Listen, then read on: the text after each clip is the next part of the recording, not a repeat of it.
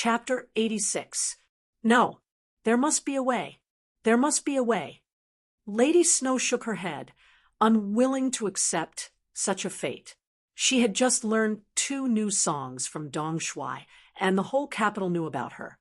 Seeing that everything was going well, she was unwilling to let her dream end before it even began. Yes, Dong Shuai. For some reason, Yang Qindong's handsome and confident face flashed through Lady Snow's mind. The capital in the 9th month was not as hot as it was during the day at night, and when the cold wind blew, one would feel a chill. Outside the Yang village, Yang Qindong had washed up and was about to go to bed. At this time, Tiger's Mane's voice came from outside. "Young master, Lady Snow wants to see you." "What is she doing here, so late at night?" Hearing that Lady Snow was here, he looked at the time. The curfew should have started in the capital. It would be very difficult for Lady Snow to return to 100 Flowers Hall at this time. While Yang Qindong was still thinking about what could make a girl come to him so late at night, Tiger's Mane's voice sounded again. "Young master, do you need me to wake Xiao Yin up and ask her to come?" "No need." Yang Qindong waved his hand. He had arranged for Xiao Yin to go to bed first. In his own words, women were made of water. If they wanted good skin, they needed good sleep. It was precisely this sentence that caused this habit to become a natural one. Unless there was something special, Xiao Yin would go to bed early. Right now, Xiao Yin was probably already asleep. Without knowing what the other party wanted, it wouldn't be appropriate to rashly wake Xiao Yin up. Forget it. Bring her to the study. Yang Qindong thought for a while, put on his coat, and then strolled toward the study. When Tiger's Mane took Lady Snow to the study, Yang Qindong was writing something with his head down. If someone was there, they would know that he was writing a classic play, The Legend of the White Snake, which was later made into a TV series and remade several times. It was also called The New Legend of the White Snake. Madame Snow was brought in. She was wrapped in a long robe, but she was wearing a pair of embroidered shoes that were convenient for walking on the platform. It could be seen that she had come out in a hurry. "Is something the matter?" She slowly raised her head and looked at Madame Shui from head to toe. She sighed that no matter what she dressed up, she could always attract men's attention. Madame Shui, who had been afraid and anxious, calmed down a lot after Yang Qindong looked at her. She didn't know why, but when she thought of the problems that 100 Flowers Hall might face, she knelt on the ground with a plop. "Dong Shuai, save me. Please save Lady Shui." If there's anything, get up and talk." Yang Qindong put down the writing brush in his hand and looked at Madame Snow. "What's the matter?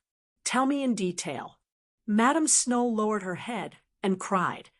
She was really pitiful. While crying softly, she told him what had happened in 100 Flowers Hall in the evening. She also told him what the pimp had overheard and what Mu Lily had said to her. Shisheng. When Yang Qindong heard the name, he felt it was familiar, but he had only been in the capital for a few days. How could he know everyone? In particular, Shisheng was just a Qianhu of the Brocade Guard, a nobody in his eyes. Seeing Yang Qindong's confusion, Tiger's Mane, who was standing next to him, quickly took out a book. After searching for a while, he found Shisheng's name. He handed the book to Yang Qindong. "Young master, please take a look." He took the book and saw Shisheng's name. The investigation of the Security Bureau was written on it. Humph! What the hell? When Yang Qindong saw that Shisheng had a brother named Ning, he remembered this person. Ning was a famous traitor in history. Because of him, the capital was almost captured. Seriously speaking, if Yu Qian hadn't stood up for him, the whole capital would have fallen because of him. At that time, the history of the great Ming dynasty would have been rewritten. When Yang Qindong got angry, Tiger's Mane naturally emitted a murderous aura. "Young master, Do you need me to go to the city now to find this person? And then Madame Snow knelt in front of him. Obviously, she couldn't see Tiger's mane's beheading gesture. But Yang Chendong saw it clearly. No, it's not necessary. At this time, you still have to go to the city. However, I'm afraid that you'll still have to make a trip into the city. Do you know who the current owner of 100 Flowers Hall is? Young master, it's Fan Ling. He was the vice director of the Ministry of War, a secondary class level 5 official. His father used to be the minister of Honglu Temple. As expected of the director of the Security Bureau, Tiger Shine, who had slowly gotten into his role, quickly reported the other party's identity. Of course, all this had a close relationship with 100 Flowers Hall that Yang Chendong had paid attention to. Find him, and by Madame Snow's slave contract. Yang Chendong made a decision after a short hesitation. It was not the right time to have a direct conflict with a villain like Shi Sheng. At least, he couldn't look for trouble. There was only one way to solve the problem, which was to buy Madame Snow. In this way, even if Shi Sheng got 100 Flowers Hall, he would only get an empty shell. Yes, Tiger's mane immediately understood the meaning of the sixth young master. He answered and turned to leave. Wait, Madame Snow suddenly said. She came to Yang Chendong for help, but it was just an impulsive act. She didn't have any hope. Dong Shuai was powerful, but he was only talented. Compared to power, he was much weaker. She didn't think that the sixth young master could do anything to Shi Sheng, who even Duking, a hero of the great Ming dynasty, couldn't afford to offend. However, she never thought that Yang Chendong would agree to her request so easily. Moreover, he even wanted to buy her slave contract directly. Amidst his excitement, he thought of his elder sister, Mu Lily. If he left and his elder sister did not, he could imagine how Shi Sheng would treat him. It would be a fate worse than death. There was also her maid, Xiao Wei. She had been using her for so many years, so she couldn't give her up. At this time, Madame Snow didn't realize that she came to ask for help. She didn't have such awareness. She just thought about how to take her family members to her side. So she shouted, "Wait, is there anything else?" Yang Chendong looked at Madame Snow with a puzzled expression. Did she still want to stay in 100 Flowers Hall? If so, it would be more difficult to help her. Yes, please understand, Dong Shuai. This servant still has my elder sister Mu Lily, and the maid Xiao Wei are in 100 Flowers Hall. If this servant leaves alone, Yang Chendong understood that this was a loyal and affectionate Madame Snow. He liked this kind of person. He immediately said to Tiger's mane, who was still standing there, "Did you hear that? There are 3 people in total. By their slave contracts. Don't be afraid to spend money. Go." Yes, Tiger's mane answered and turned to leave. As for how to enter the city in the middle of the night, it was not a problem for Yang Chendong, the number 1 master beside him. The matter was solved. Although she didn't see the answer, Madame Snow couldn't help but trust Yang Chendong. Especially at this time, the confidence he showed made her feel infatuated. Only the 2 of them were left in the room. Suddenly, there was a very awkward and ambiguous atmosphere in the study. Yang Chendong was the first to feel the difference. At this time, he regretted that he didn't let Tiger's mane take Madame Snow to rest first, so he wanted to call for help. He knew that even if Tiger's mane wasn't here for the time being, Beta Persei, Yang Si, and the others would be outside. It could be said that whenever he needed, they would appear at any time. But for some reason, Yang Chendong didn't want to let anyone take Madame Snow away. In this very contradictory mood, he looked at Madame Snow and said unconsciously, "Well, I'll arrange for someone to take you to rest." This was obviously not an order, but a tone of negotiation. Madame Snow was delighted, but she quickly shook her head. "No, I'm not sleepy now. What are you writing, Dong Shuai?" After saying this, Madame Snow stood up and walked to Yang Chendong leisurely. Faced with Madame Snow's approach, Yang Chendong, who could remain calm even if Mount Tai collapsed in front of him, could clearly feel his heart beating faster at this moment. In order to ease the awkwardness, he casually said, "I'm writing a story about love." Really? Dong Shuai's literary talent has long been known in the capital. I wonder if I have the luck to read it first? It seemed that she was asking, but when she finished speaking, she had taken the initiative to walk to Yang Chendong's side and bent down. Because the temperature in the study was suitable, Madame Snow had already taken off her coat and robe. At this time, she was wearing a wide-collared top. When she lowered her head, Yang Chendong saw a touch of snow, white looming in front of him. Some things couldn't be ignored just because you didn't want to. On the contrary, some things you said you didn't want to think about, but you couldn't help thinking about it in your heart. At this time, Yang Chendong was obviously the latter. His eyes followed the touch of Snow White and seemed to see two tall mountains. Madame Snow's skin was very white. Among all the women he knew, only Hu Yen could be compared with her.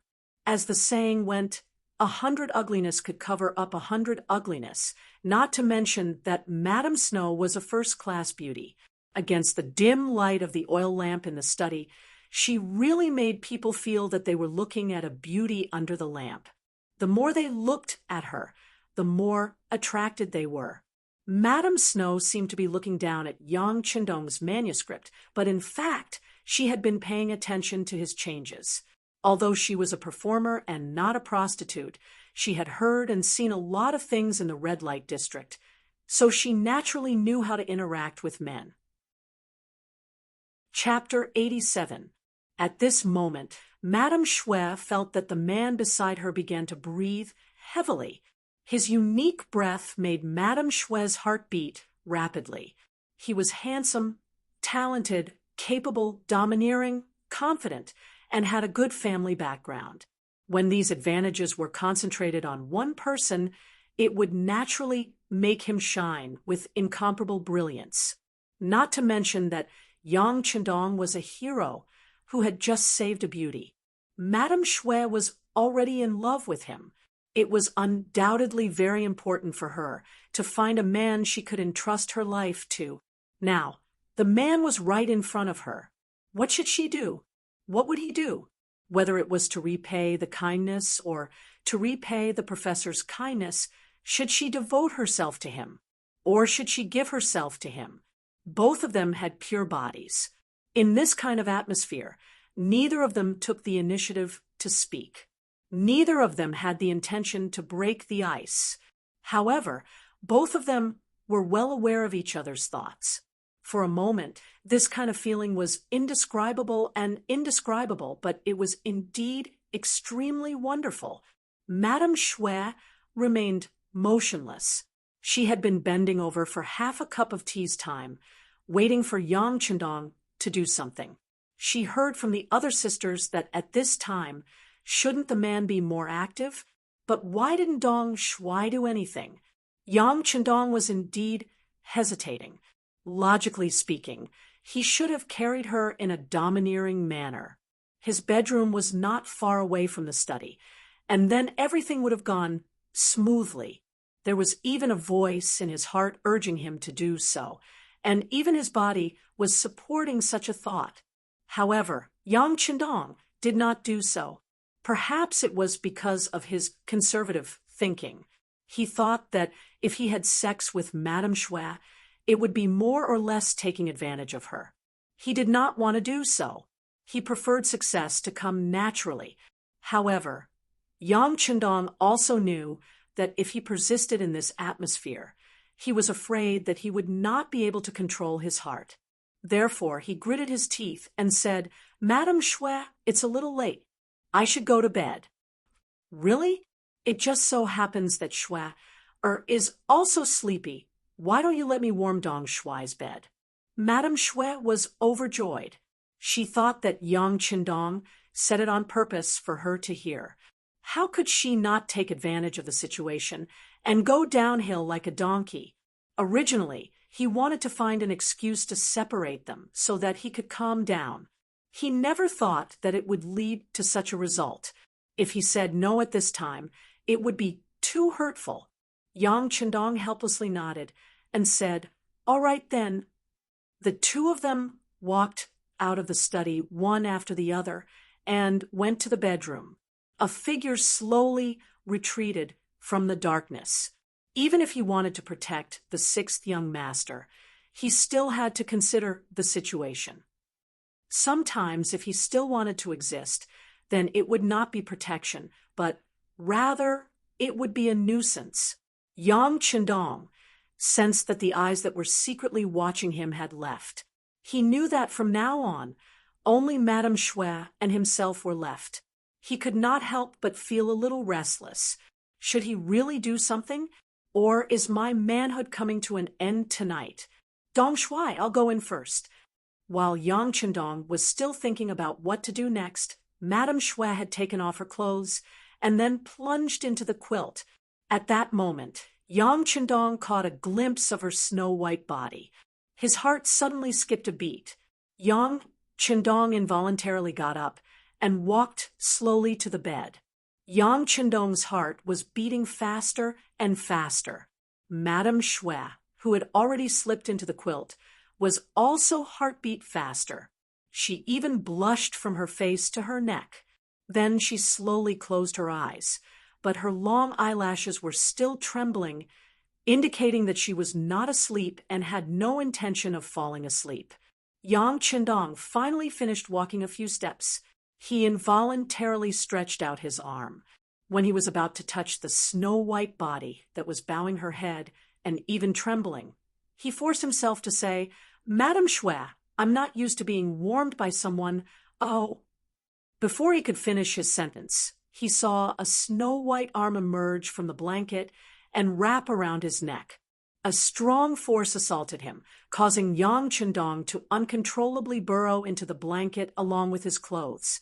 At the same time, a pair of gentle jade lips lightly touched Yang Chendong's lips, causing him to be unable to spit out a single word. The sweet liquid stirred in her mouth. Madame Shui, who was a little clumsy, tried her best to release the strength and courage of her first kiss. Yang Chendong cooperated with her. At first, he was passive, but soon he took the initiative.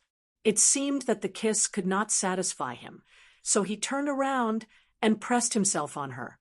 Then he stared into Madame Shui's beautiful eyes and said, "Do you know that I'm in a wolf's den? How dare you take the initiative to provoke me? Have you thought about the consequences?" "No, and there's no need to think about it. It's my fortune to give myself to Dong Shui," Madame Shui said, panting. She seemed to have drained all her strength just now. At this moment, she did not know what to do except wait passively. Madame Shui's words made Yang Chendong's hormones rise. Since he was not afraid of a woman, what was there to be afraid of? If he abandoned her at this time, he would not be a beast, but worse than a beast, just like the stories said. Yang Chendong made up his mind. He felt that his body had reached its limit, so he decided to release it. He slowly lowered his head and moved closer and closer to Madame Snow. When Yang Chendong thought that it was a matter of course, he suddenly noticed a drop of tear from the corner of Madame Shui's eye. It was this tear that cooled down Yang Chendong's burning body in an instant. What was he doing?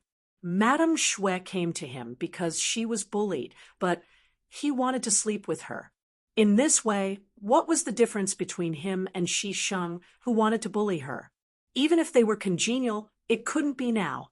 Otherwise, there would inevitably be a knot in his heart, which might accompany him for the rest of his life. "Well, we're both tired today. You can rest here. I'll go to another room." Finally, Yang Chendong resisted the impulse and said such a manly sentence, at least he thought so. Then he got up and was about to leave, but the same arm stretched out across the air. "Dong Shui, forgive me, okay? I really haven't thought it through. I'm still worried about Sister Mu and Wei. Er, I understand. Go to sleep. When you wake up tomorrow, you can pretend that nothing happened. Yang Chendong sighed. Madame Shui had something on her mind. Fortunately, he didn't sleep with her at this time.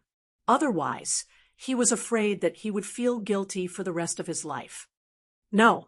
Seeing that Yang Chendong was about to leave, Madame Shui was unwilling to let him go. She was just not ready, and she was worried about Mu Lily and Wei. That was why she couldn't devote herself to him. But in the end, she really didn't hate Yang Chendong. She even liked him. It was just that today was not the right time. But she couldn't give her all, and she couldn't let the sixth young master leave. Otherwise, who knew whether this man would be angry or not? If so, she was afraid that she couldn't find a way to make up for it. I'm scared. I'm willing to ask Dong Shui to stay with me. Can you hold me and sleep until dawn? He could only hold her, but couldn't do anything. If it were other men, they wouldn't agree. Weren't you testing me? But Yang Chendong unexpectedly agreed. Maybe he really had a good impression of Madame Shui, or maybe he also wanted to feel what it was like to sleep with a beauty in his arms. Of course, there was another possibility. The sixth young master was really sleepy. Don't scold the prodigal. No matter what the reason was, Yang Chendong fell asleep with Madame Shui, who was only wearing a doo-doo. During this time, their heads were very close, but in the end, they really didn't do anything.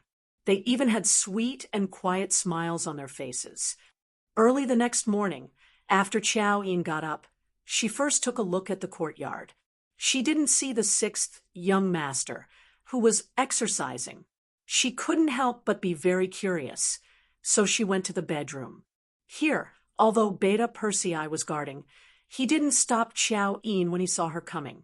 He just turned a blind eye, but his ears were already pricked up, as if he knew what was going to happen next. Sure enough, just 3 seconds after Qiao Yin entered the sixth young master's bedroom, there was a scream. Following that, Qiao Yin staggered out of the bedroom, her face pale and powerless. After that, she leaned against the door and covered her face and cried. This scene fell into the eyes of Beta Persei, who was hiding in the dark, and he quickly closed his eyes. As a close guard who didn't know Qiao Yin's feelings for the young master. But now, another woman had taken the lead, so it was reasonable for her to be sad. Not long after Beta Persei closed his eyes, Yang Chendong, who had changed his clothes, appeared in front of the door. He reached out and helped the tearful Qiao Yin up, then whispered something in her ear.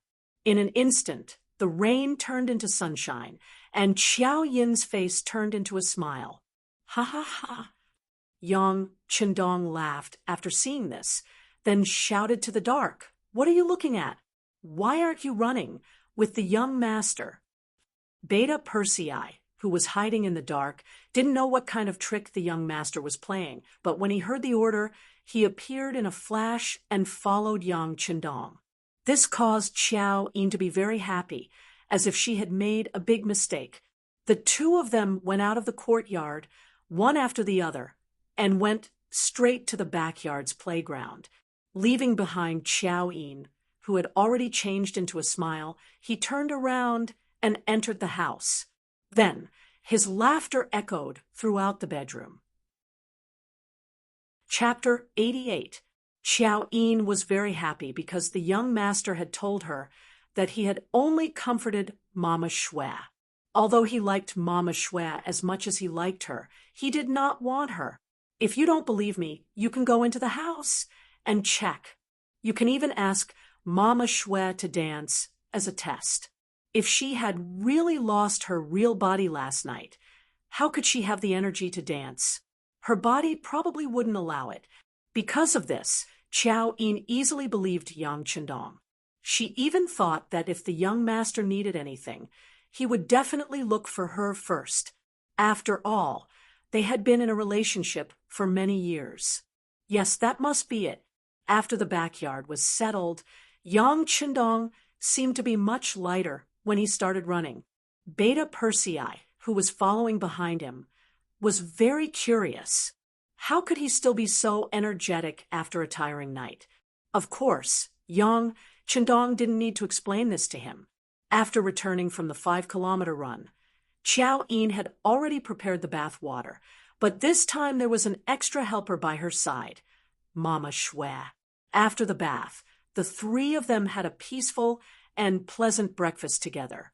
Tiger's mane appeared again, and not only that, but also the charming Mu Lily and the maid Little Wire followed behind him. Sister Mu, Little Wire. The three women were very excited to see each other.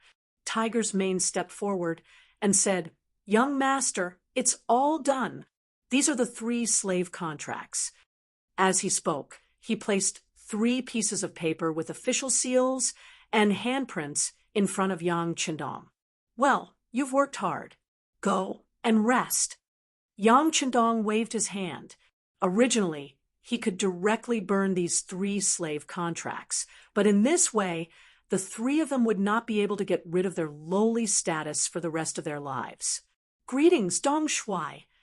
After the 3 women met, they all knelt in front of Yang Qindong with grateful expressions.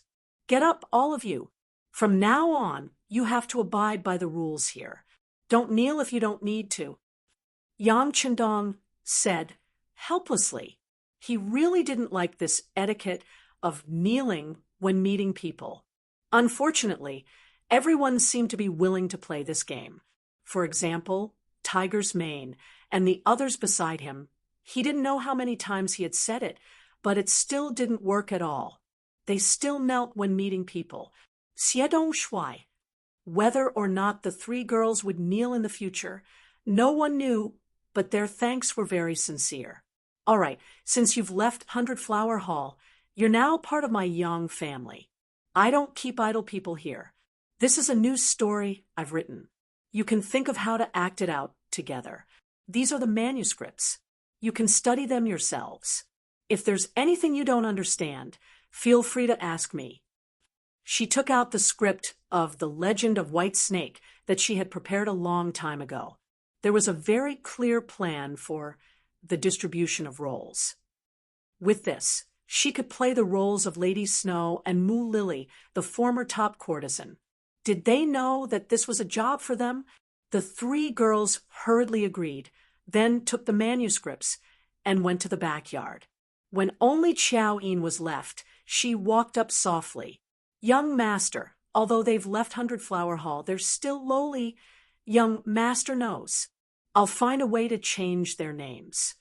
Yang Qindong rubbed his head as he spoke. Changing their names was easy to say, but difficult to do, especially when they were targeted by Shi Shang. If he found out that someone had changed Lady Snow and the others' names, he would definitely come looking for trouble. How could he solve this problem?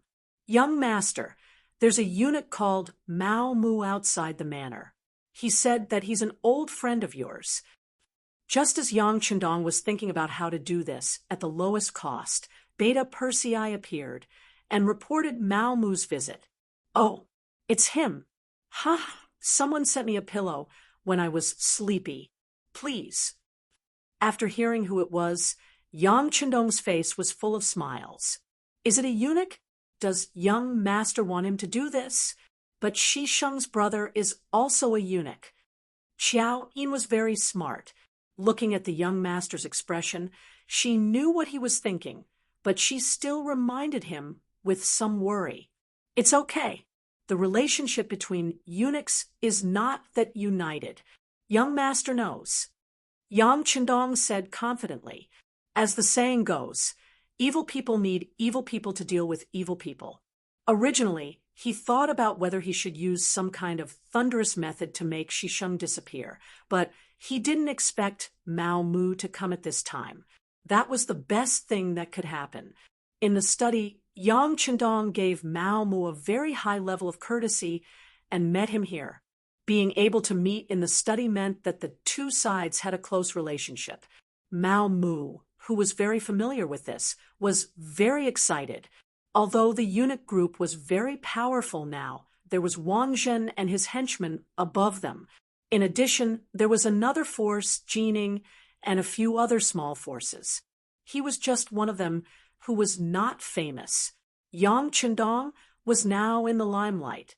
Even Chief Steward Wang Zhen had to look up to him. Logically speaking, this person did not have to treat him like this at all. It would be understandable if he just sent someone to talk to him. However, at this time, he was meeting him in a private place like the study. The meaning of this was already obvious. Lord Yang. As soon as the two sides met, Mao Mu cupped his fists and looked very respectful. Eunuch Mao, you don't have to be like this. We are considered old friends. In the future, you can call me the 6th young master or Dong Shuai to others. Yang Qindong's face was full of smiles. He looked like an old friend as he spoke. Good, Dong Shuai is a good name. If possible, I will call you Lord Yang Dong Shuai from now on. Mao Mu's ability to follow the flow was not low. When he saw Yang Qindong being so polite, he immediately agreed. Haha, good. Since you are an old friend, I will definitely not treat you unfairly. Men, bring the things here. Yang Qindong laughed loudly, as if he was very satisfied with Mao Mu's attitude. Then, two people walked in from outside the study. Tiger's Mane and Beta Persei carried a heavy wooden box and placed it in the center of the study. You can leave, Yang Qindong said casually, then gave Mao Mu a look that said, You know what I mean? This is... Mao Mu was very curious. After getting Yang Qindong's permission, he stood up from the chair, walked to the wooden box, and reached out to open it. There was a flash of white light. It turned out to be a box of silver ingots. Looking at the quantity, there were at least 5,000 silver ingots. This is... Mao Mu was indeed a little dizzy from the silver ingots, but he was even more surprised. He did not understand why Dong Shuai would think so highly of him. He originally came here to ask for a favor, but before he could even open his mouth, the other party had already given him benefits. This made him unable to speak his next words. Seeing the surprise in Mao Mu's eyes, as well as the trace of greed in them, Yang Qindong laughed loudly and said, Eunuch Mao, I said that since we are good friends, there is no reason for us not to be friends. I am just giving Eunuch Mao these. I hope that Eunuch Mao can rise to the top. This way, as a good friend, I can also bask in the glory. His words were clear. This was to make use of each other. However, with your current status and identity, Mao Mu, it is far from enough. Therefore, I support you and support you to have more power. In the future, we can all be on equal footing and do great things together, right?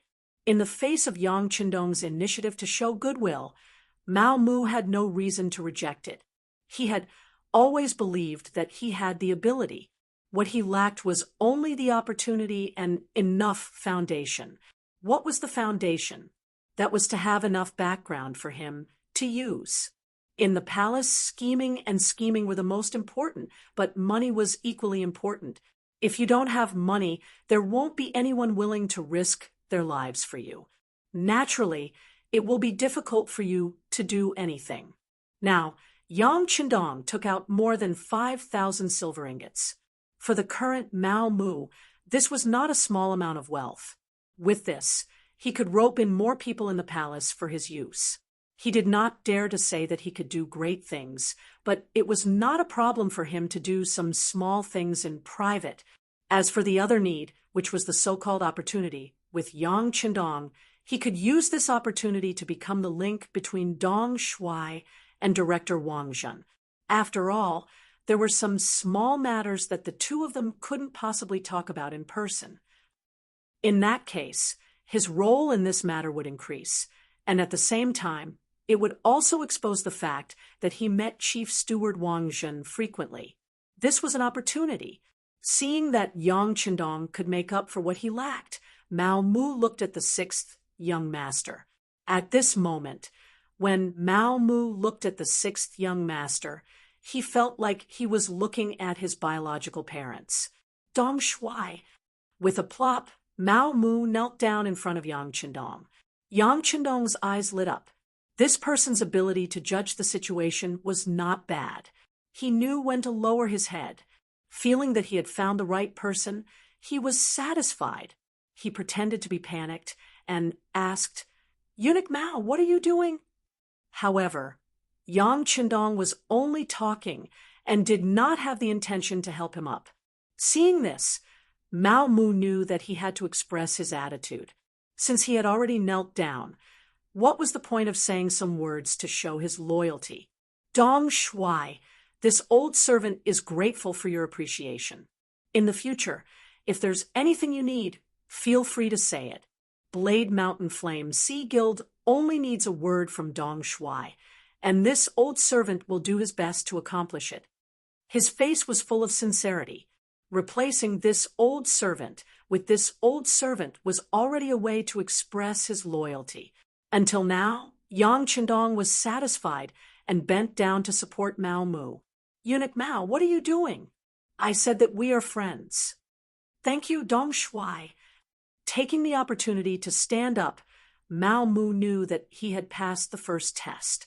From now on, he was Dong Shuai's man, sharing honor and disgrace.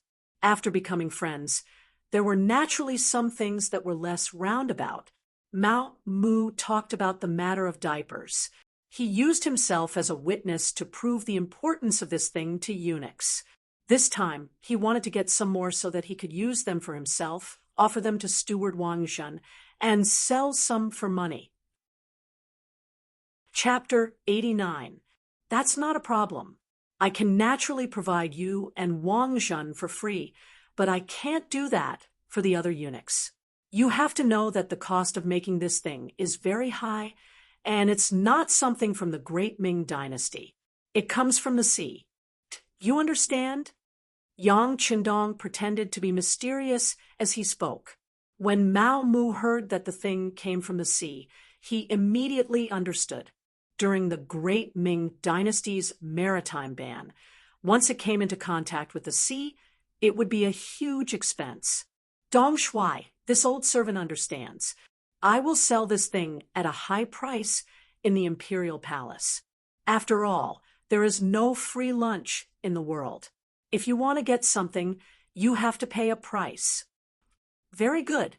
Seeing that Mao Mu was so understanding, Yang Qindong nodded approvingly. Go back and do your job well. If you need anything, just tell me. This young master will do his best to satisfy you. By the way, there is something I need you to do. These are 3 lowly women. I need to raise their status and make them into good people. Is there any problem? Yang Qindong said with a smile as he placed 3 contracts in front of Mao Mu. These 3 people may have offended Shi Ning and his brother. You have to think about it carefully. Mao Mu's hand had already reached out and was about to touch the contracts when he suddenly heard Yang Qindong's words.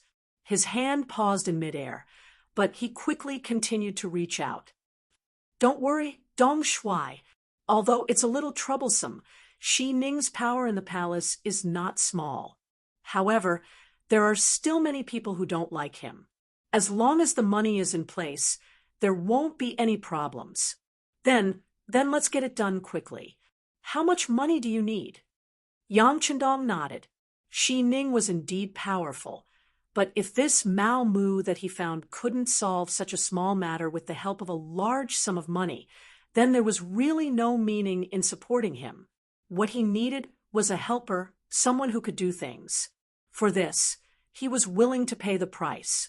However, if the other party was a pile of mud, then there was no point in supporting him. Mao Mu was very clear that this was the first time Dong Shuai had given him something to do.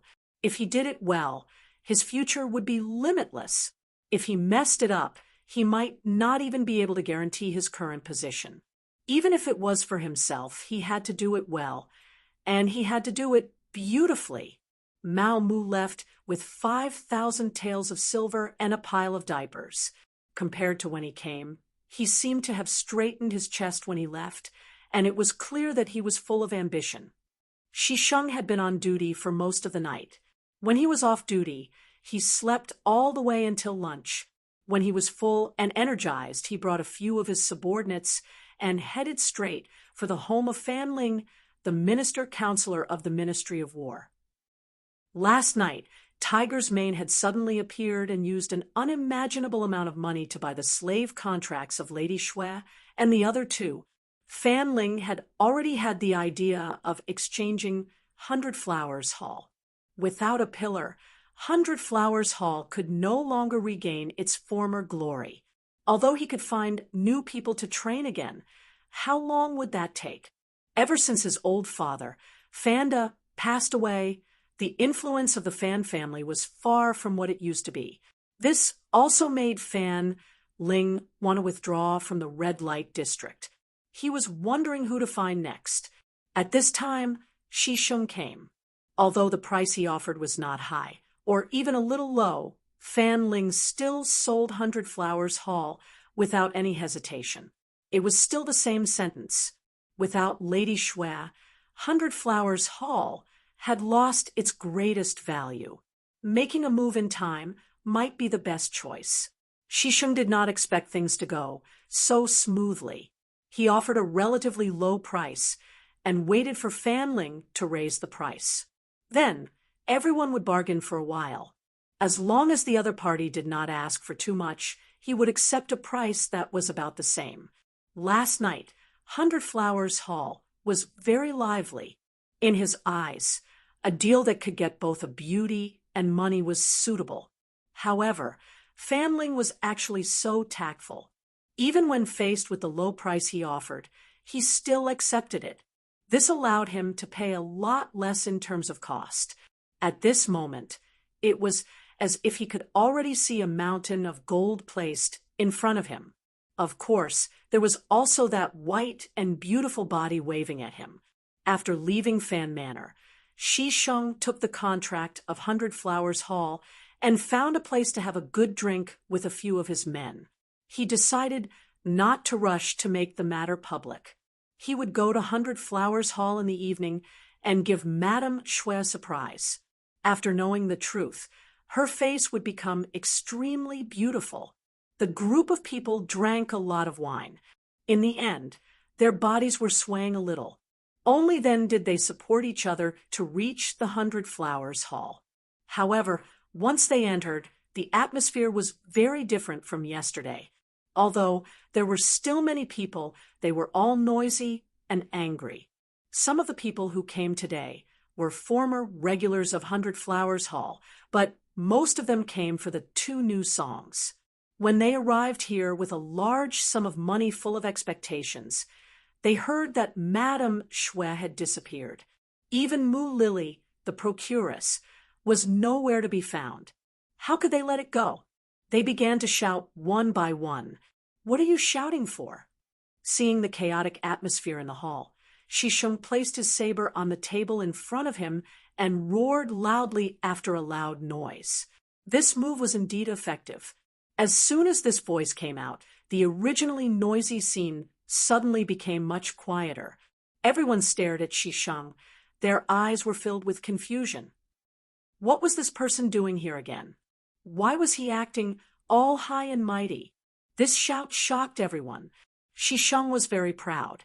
He liked the feeling of being the center of attention. "Okay, stop shouting. If you have any problems, tell me. I will solve it for you. By the way, I forgot to tell you that Hundred Flowers Hall will be mine from now on. This is the contract of the transaction."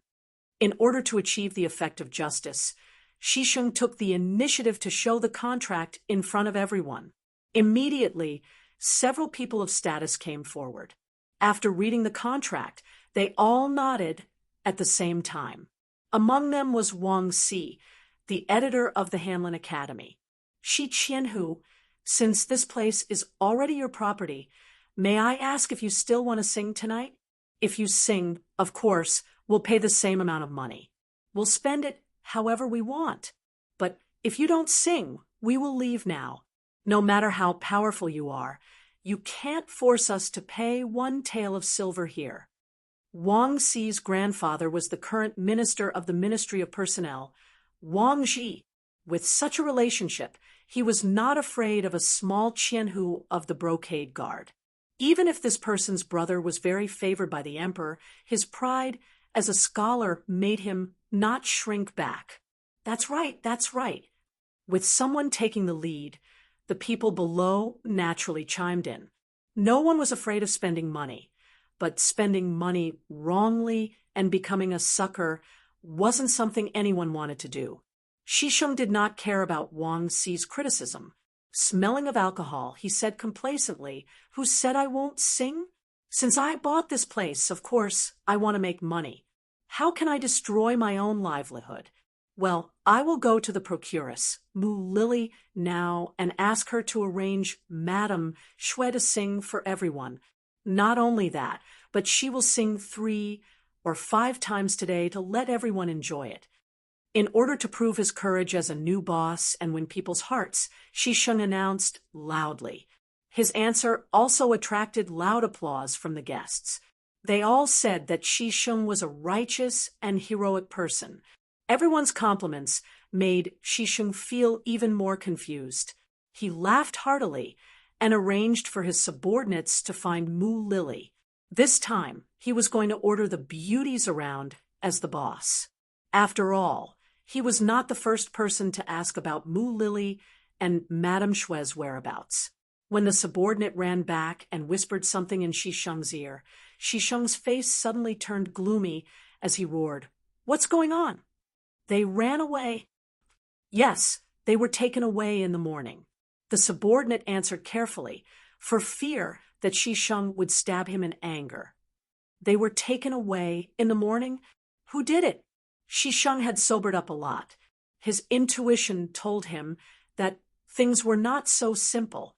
Why was it that as soon as he made his move, someone else beat him to it? Furthermore, he had just announced the fact that as soon as he became the new owner of 100 Flowers Hall, the flower pillar under him had disappeared without a trace. This was already not only cutting off his source of income, but also slapping him in the face, and it was an extremely resounding slap. If this matter could not be solved, he was afraid that he would become a laughingstock in the capital. No one could accept that kind of result. In the face of Shisheng's questioning, the few subordinates naturally kept silent, revealing a look of bewilderment. "Investigate. Investigate for this lord. Whether it's to the heavens or to the earth, find out for me." Shisheng's roar resounded in the hall of 100 Flowers Hall. At this moment, he was really furious. Shisheng was enraged. As a result, a few of his subordinates scattered in all directions. Along with them, the other players also left. Since they couldn't listen to the music anymore, who would stay here and be Shisheng's next punching bag? Of course, Shisheng's subordinates did not run away. They went to investigate the whereabouts of Madame Shui and Madame Shui. The strength of the embroidered uniform guards was very strong. In less than 2 hours, they got the news and came back. Seeing his subordinates come back excitedly, Shisheng knew that the result was out. He immediately asked with a fierce look, "Tell me, where did they go?" At this moment, Shisheng felt that he had lost face. What he wanted to do most now was to catch Madame Shui and Mu Lily, and then use all kinds of means to let them know how regretful it was to offend him. "Sir, there's news. It's said that they went to the Yangjia village 15 miles south of the city." A subordinate ran up and reported as if he had received a reward. Chapter 90. Yang Village. Hearing that she was not in the capital, but out of it, Shisheng's eyes were filled with anger, but at the same time, he was very happy. As an entertainer, she didn't stay in her own place of business. Instead, she ran around and even left the capital. Just based on this, he could use legal means to deal with her without being afraid of taking any responsibility. "Let's go to Yang Village to catch her." He quickly made a decision in his mind. He would catch her immediately and bring her back with thunderous means. First, he would get the beauty, then the money, and then his reputation. He would let everyone know the consequences of provoking him. Before the curfew in the city, Shisheng went out of the city. In addition to his original 4 or 5 subordinates, he mobilized soldiers from 2 small banners. In total, more than 20 people rushed to the south of the city. As soon as Shisheng and the others went out of the city, they were seen by a pair of dormant eyes. There were fast horses galloping on a short road. They were spies of the Security Bureau. They had been paying attention to the movements of 100 Flowers Hall. Shisheng went out of the city. Seeing that his destination was Yang Village, their task was to send the news back to the village. In Yang Village, Yang Chendong was watching Madame Snow sing the new song by Suzhen at the foot of Mount Qingcheng in the backyard. However, no matter how he looked at it, Madame Snow could not enter the stage. She looked absent-minded. Alas! Knowing what Shisheng was worried about, Yang Chendong shook his head. Sure enough, he could not do anything if his mind was not calm. Since that was the case, he could only wait for Shisheng to take the initiative to fall into the net. However, he did not know whether Shisheng would come here in anger. If he did not come, wouldn't it be troublesome? Yang Chendong did not like to wait passively. He preferred to take the initiative to attack. After not getting any news from Shisheng, Yang Chendong even thought of secretly sending someone to kill Shisheng. All he needed was a new sniper rifle and a spotter. It was guaranteed that he could easily take care of this person from 1,000 meters away. No one would know. Report. Tiger's man's figure appeared in the backyard. His appearance immediately attracted everyone's attention. Young master, Shisheng has brought over 20 embroidered uniform guards and is rushing towards us. Tiger's mane said excitedly as he half knelt and cupped his hands. Obviously, this did not scare him. On the contrary, he was very excited. Okay. Yang Chendong was also excited after hearing this. Is it finally here? Ha! Let's go out and welcome him. Ha ha ha.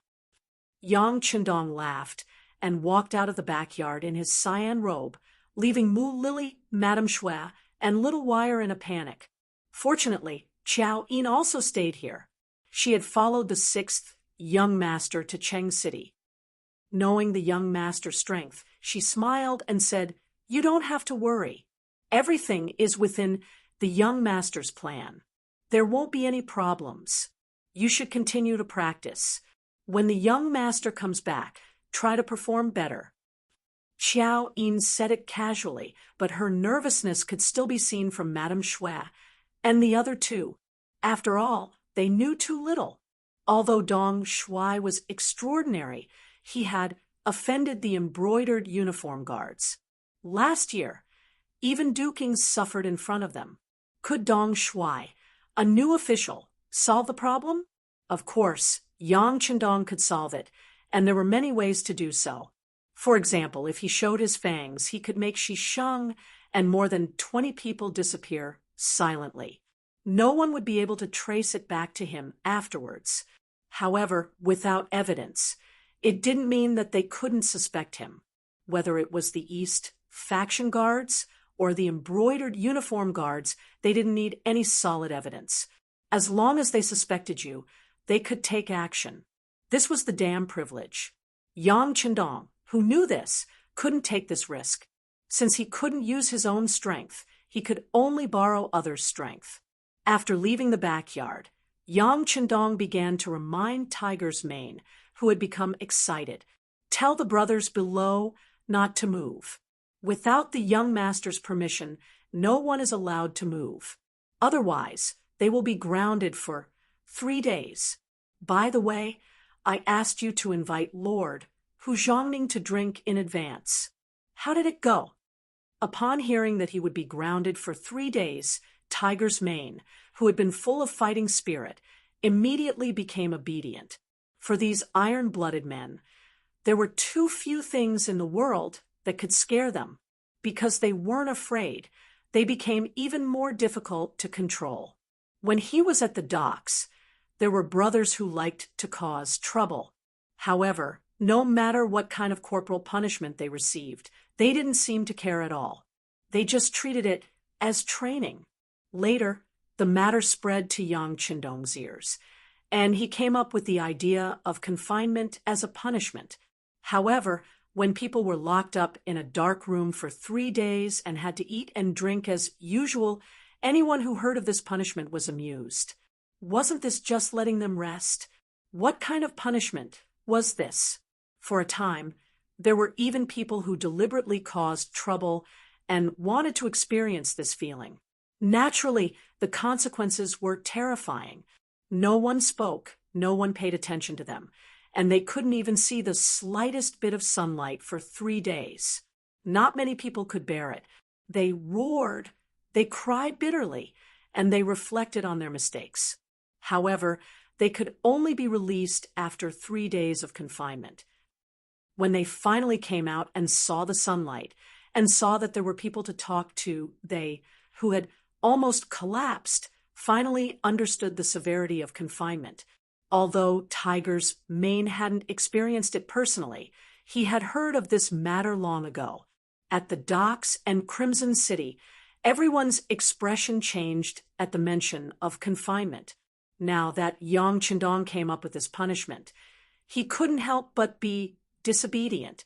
"Young master, don't worry. Without orders, no one will dare to do anything. Also, Lord who is on duty today, he's waiting for young master in front of the potato field." Especially when he heard that the young master personally invited him, he seemed very happy. Happy? Yang Qindong didn't understand and shook his head after hearing this. At this time, the night was dark and the wind was cool. If it wasn't for the good moon tonight, he really didn't know what was so happy about having someone on a date. However, even if Hu Changning didn't object, of course, it was something that Yang Qindong wished for. He immediately nodded and said, "I'll go meet Lord Hu now. Remember to follow the plan." Yes. After Tiger's Mane agreed, his entire body flashed and disappeared into the darkness, as if he had never appeared. Walking alone, Yang Qindong arrived in front of a large potato field. From afar, he could see a table filled with food and wine. On one side of the table was an empty seat, while on the other sat the guardian of the ironclad guard, Hu Changning. At this moment, Hu Changning was indeed in a good mood. This wasn't because he accepted the mission to protect the potatoes, but because of Yang Qindong's appointment.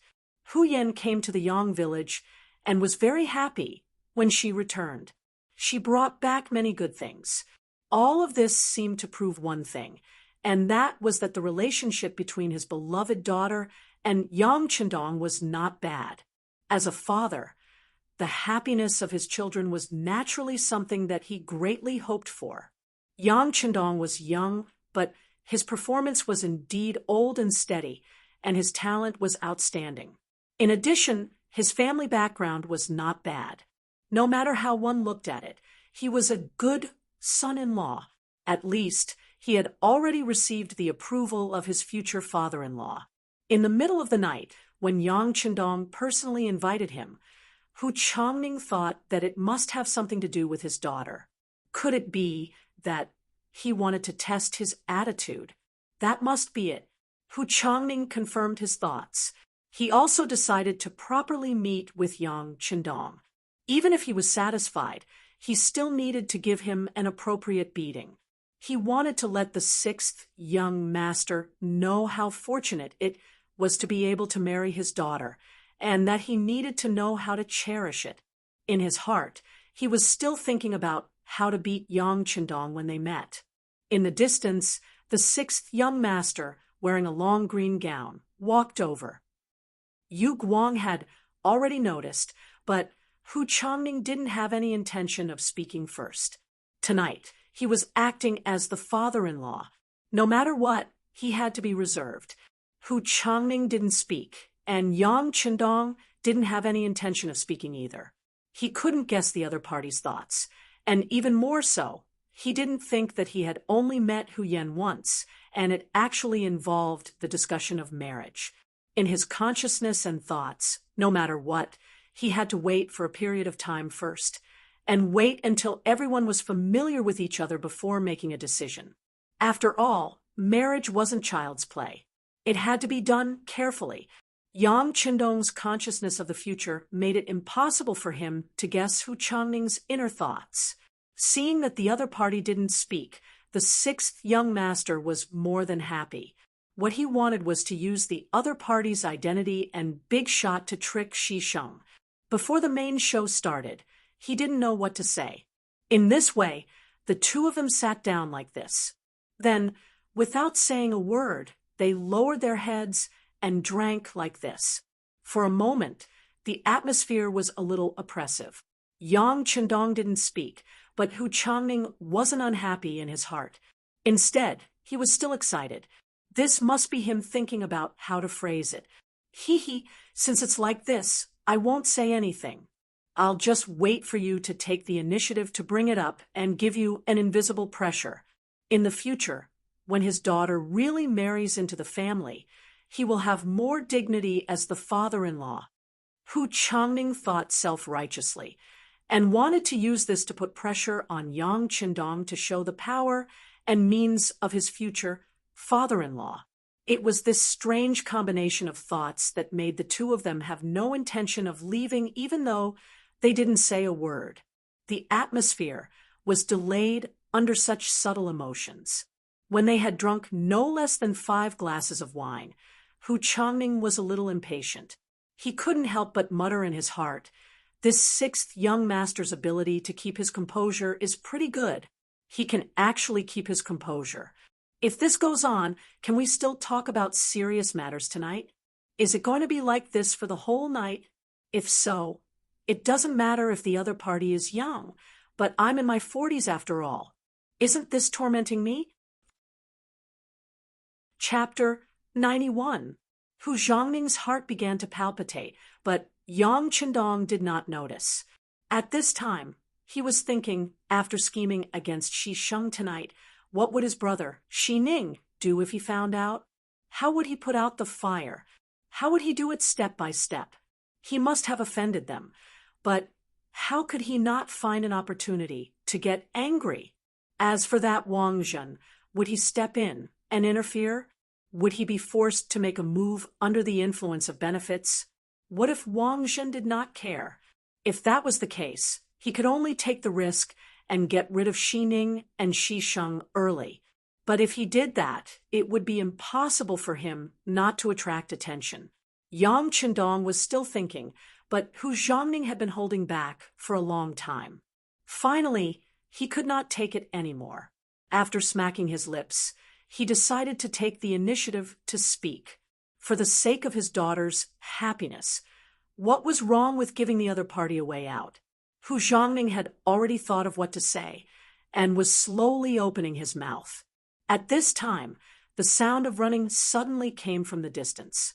The sound of footsteps was especially loud in the dark night, and attracted the attention of Yang Qindong and Hu Zhongning.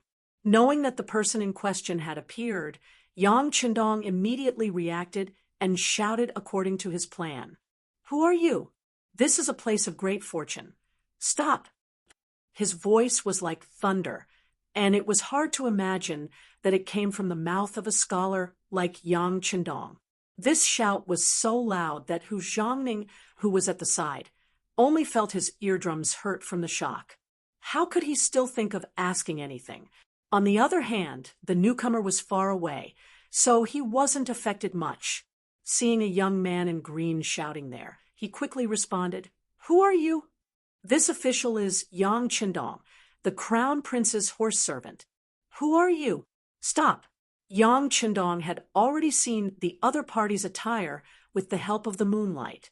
He knew the other party's identity, but he still asked and shouted for the second time. The person who came was Shisheng. Since he was a Qianhu of the embroidered uniform guard, the embroidered uniform guards, and the East faction guards wouldn't stop him. Since they were all part of the same system, he would still give them some face. Not to mention that Shi Sheng had rushed here with an anxious look on his face, giving people the impression that he had received an important mission. Therefore, no one would be foolish enough to stop him. Shi Sheng smoothly entered the interior of the Yangjia village. Along the way, he also learned about Yang Qindong's identity from his subordinates. It was just a matter of being promoted to a secondary class rank 5 official position because of the emperor's favor. There was nothing to be afraid of. Although he had Yang Rong as his father, that old man had been dead for many years. He was someone who could even bully the current Duking. So why would he be afraid of a little brat? It was precisely because he knew Yang Qindong's background that Shi Sheng was no longer afraid. What he wanted was to find this person and teach him a lesson, letting him know his methods. Then, it would be much easier to ask him to hand over Madame Shui and the others. As soon as he entered the Yangjia village, he asked his colleagues where Yang Qindong was. When he learned that Yang Qindong was drinking with Hu Zhangning, he hurried over. Because he was too anxious, his subordinates were left dozens of meters behind him. When he came from afar, he heard a young man shouting. Then, when he knew that this person was his target, Yang Qindong, Shi Sheng was overjoyed. Without answering, he waved the embroidered spring saber in his hand and rushed straight to Yang Qindong. "Ah, what are you doing?" Yang Qindong's eyes were fixed on Shi Sheng. He was going to deal with all changes by sticking to the status quo. When he saw that the other party didn't say anything and waved his saber, he stepped back first and shouted, "What are you doing? This is a place of great, auspicious holy objects. I am also an official of the imperial court. The emperor personally appointed me as the crown prince. What are you going to do?" Yang Qindong's panic-stricken appearance was a perfect representation of a scholar who saw a soldier and was unable to reason with him. This scene was also seen by Hu Zhangning, who was at the side. The aftershock of the vibration of the eardrum was completely absorbed. At this moment, Hu Zhangning also realized that someone was going to harm Yang Qindong. How could he let it go? If something happened to the 6th young master, how could his daughter argue with him? Not to mention that he happened to be at the scene. Whether it was public or private, he had no reason to ignore it. Clang! The sword bestowed by the emperor was pulled out of the scabbard. Hu Zhangning jumped in a few big steps and stopped in front of the rushing Shi Sheng. Seeing that Yang Qindong was getting closer and closer, Shi Sheng's expression changed. Just as he was about to wave his saber, he recognized the person's identity with the help of the moonlight. He said, "So it is Lord Hu. I am Qianhu Shi Sheng. Why are you stopping me?" Ah, this voice was so familiar. At such a close distance, Hu Zhangning recognized the person's identity and couldn't help but be startled. What was going on? Why was it Shi Sheng? Hu Zhangning, who couldn't react quickly in his mind, was stunned there. Taking advantage of this opportunity, Shi Sheng flashed past him and continued to chase Yang Qindong in front of him. Shi Sheng didn't have the intention to kill.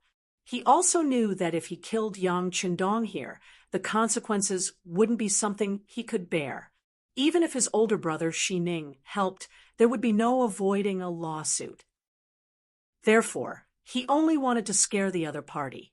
As long as the other party admitted defeat and admitted his mistake, it would be enough to restore his face and reap enough benefits. In Shi Sheng's eyes, it was not difficult to do this. With his skill, wasn't it easy to catch a scholar who was close to him? Although Shi Sheng was domineering, his martial arts were not bad. At least he looked agile. On the other hand, Yang Qindong, who was being chased, had a panicked expression. He kept shouting and yelling as if he would catch up at any time. However, it was precisely because Yang Qindong looked like he could be caught up at any moment that Shi Sheng was unable to succeed. There were several times when he was about to slash at Yang Chendong with the back of his saber, but for some reason, Yang Chendong managed to dodge. That person was still dodging randomly, as if the reason he could not hit him was that his luck was too good. Was Yang Chendong really that lucky? During this chase, he saw at least 7 or 8 openings that Shisheng revealed. If he wanted to, he could have beautifully seized the saber with his bare hands and killed the other party. However, he couldn't do this. The other party was the Qianhu of the embroidered uniform guard. No matter what the reason was, if he killed the other party in public, it would be a big mistake, and he would be held accountable. He couldn't fight back. He could only escape and then find the best opportunity to dig a big hole for Shisheng. Qianhu Shi, what are you doing? Are you openly killing an imperial court official? Stop it right now. In a flash, Shisheng jumped over him and rushed to Yang Chendong. This made Hu Zhongning break out in cold sweat. He shouted and wanted to chase after him. However, at this time, Shisheng's subordinates arrived. They naturally didn't dare to do anything because of Hu Zhongning's identity, but they could still stop him. Hu Zhongning, who found that he was surrounded, was anxious. He knew that he was outnumbered and couldn't find any opportunity.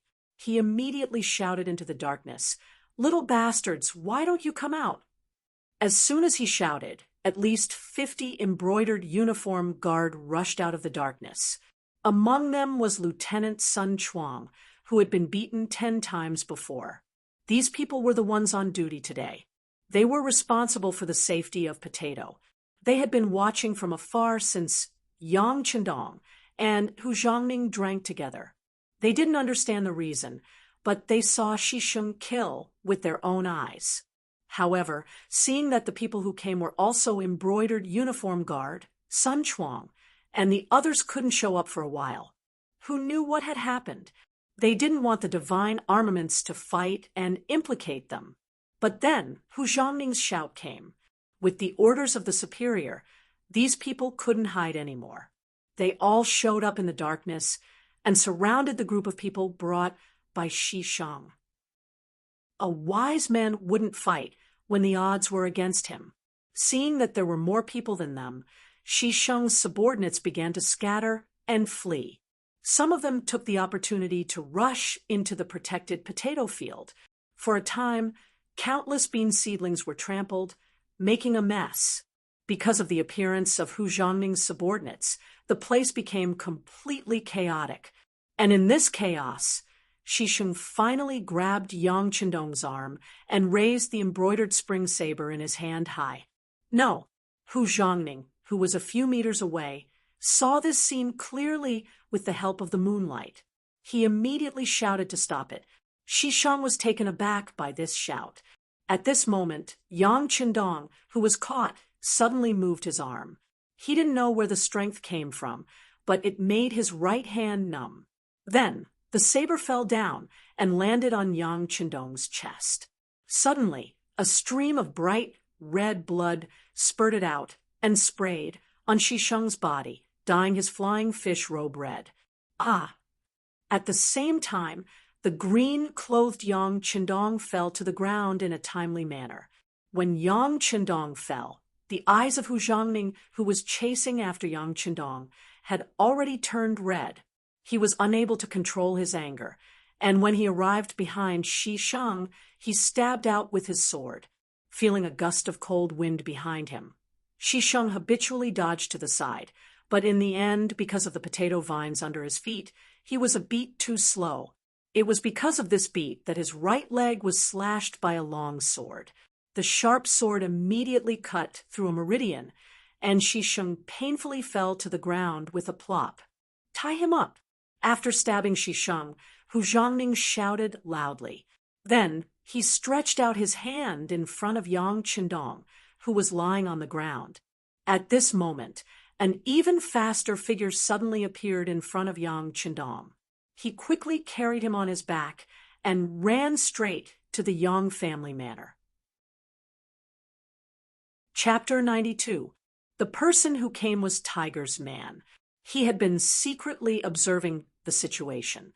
When he saw that the young master had been cut and was bleeding, he immediately became anxious. Without caring about anything else, he rushed out and carried Yang Qindong on his back. Then he recklessly ran into the manor. Beta Persei also appeared with him. He didn't snatch the job of carrying the young master, but he did stay where he was. He stared coldly at Hu Zhongning, a huge, murderous aura leaping out of his body. It was clear that he was ready to kill if there was any disagreement. "Who are you?" An embroidered uniform guard didn't understand. Seeing that someone was blocking in front of Lord Hu, he wanted to step forward and question him. However, before he could move, he was stopped by Lieutenant Sun Chuang at the side. "Get back!" With an angry roar, he pushed the blind embroidered uniform guard behind him. Others might not know, but Sun Chuang, who had suffered in the Yang family's old manor in Janning Manor, was very clear about Beta Persei's strength. Now that his master was injured, the consequences would be unimaginable if he was enraged. Hu Zhongning naturally recognized Beta Persei and knew how powerful this person was. He didn't act rashly, but still said out of concern, "I just want to see how young Shima's injuries are. There's no need for Lord Hu to worry. My master has the elixir in his hands." Beta Persei spoke as if he could hold back 10,000 men. Then he stared coldly at the crowd, all the muscles in his body ready to explode at any moment. Feeling the pressure of that aura, Hu Zhongning knew that he couldn't force his way in. He turned around and vented his anger on Shi Sheng. "Come, capture all these people who destroyed the auspicious land. Tomorrow morning, when the city gates open, we will enter the palace to see the emperor." With Hu Zhongning's order, the embroidered uniform guards who came with Shi Sheng were beaten to the ground one by one. Any slight resistance was met with a series of punches and kicks, making them cry for their parents. Yang Manor's inner courtyard. Tiger's man ran back with bloodstains on his back. As soon as he entered the side hall, he was seen by Qiao Yin and the other girls. "Ah, young master." Qiao Yin only managed to shout once before her vision blurred. Then her body fell to the ground. Fortunately, the maidservant Xiao Wei reacted very quickly and reached out to catch it to avoid the danger of touching the ground. Dong Shuai, Madame Shui, and Mu Lily also shouted in surprise. Then their faces turned pale, and they didn't know what to do. On the other hand, Yang Qindong, who was being carried on his back, was still very calm. He said to Tiger's mane in a weak voice, "Wake Yin up and let her apply medicine for me. No one else is allowed to enter my bedroom without my orders."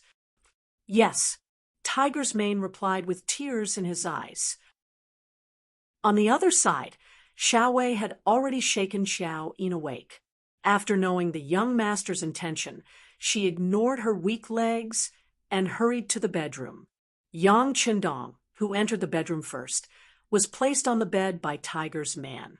After seeing that there was no one around, he let out a sigh of relief and said, "Hey, Tiger's man, can you run slower next time? Do you know that the young master was originally fine, but when you jolted me on your back, I almost suffered internal injuries." As he spoke, Yang Qindong threw a bag of chicken blood to the side and took off the bulletproof vest under his green robe. There was a cut on the bulletproof vest, but it was only a scratch. As for the underwear under the bulletproof vest, there was not a single scratch. Tiger's man's eyes widened. "Young master, what about me? Your skills were all taught by the young master. Why don't you think that Shi Sheng, with his mediocre skills, can hurt me?" Yang Qindong asked with an expression that said, "Why don't you use your brain?" After speaking, he did not wait to see if Tiger's man understood. He continued, "The young master's injuries will continue to be feigned. Before this matter is resolved, no one is allowed to enter the bedroom without permission. But if anyone comes, Just tell them that the young master is sleeping. Xiao Yin is the only one taking care of him. After speaking, Yang Qindong waved his hand. Tiger's man left the bedroom in a daze. At that moment, Xiao Yin rushed over with tears in her eyes. Before she even entered the room and saw Yang Qindong, she began to cry loudly. Young master, he reached out to touch his forehead. The young master is fine. Don't cry like that. Otherwise, I'm afraid you'll scare him until he falls ill. Xiao Yin covered her small mouth with her hand. At this moment, her face was like a pear blossom in the rain. She saw that Yang Qindong had already bared his upper body, revealing his well-built muscles. It was so perfect, and he didn't look the least bit injured. At that moment, she did not care about the difference between men and women. She sprinted forward and gently stroked his bare chest with her small hand. Then, with a look of surprise, she said, "Young master, are you the reincarnation of a god? Are you invulnerable?" He was clearly covered in blood just a moment ago. How could he be completely fine now? This was simply unbelievable. The young master is not the reincarnation of a god, nor is he invulnerable. It was just a show.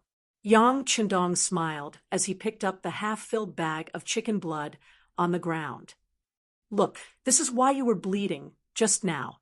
After Yang Qindong's detailed explanation, Xiao Yin realized that the young master was indeed not injured.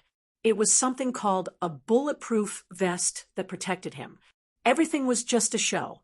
After learning the truth, Xiao Yin breathed a sigh of relief. Then, with a pleading tone, she said, "Young master, can you promise Xiao Yin that you won't scare me again in the future?" "All right, don't do it again. Don't do it again." Yang Qindong laughed heartily. Then he leaned forward and whispered in her ear, "But you still have to act. Also needs to cooperate with the young master. Understand?"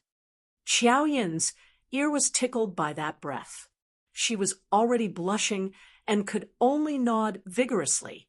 As for what the young master said and what he wanted her to do, she probably could not hear clearly for a while. Outside the bedroom, Madame Shui, Mu Lily, and Little Wei were kneeling. Dong Shui was injured because of them. They were kneeling here to pray for Dong Shui and to get better soon. Otherwise, even if they died now, they would be too ashamed to face anyone. In the small courtyard outside the bedroom, Yang Er and Yang Si stood at the door. They were like two gatekeepers guarding the door, preventing anyone from coming in to peek.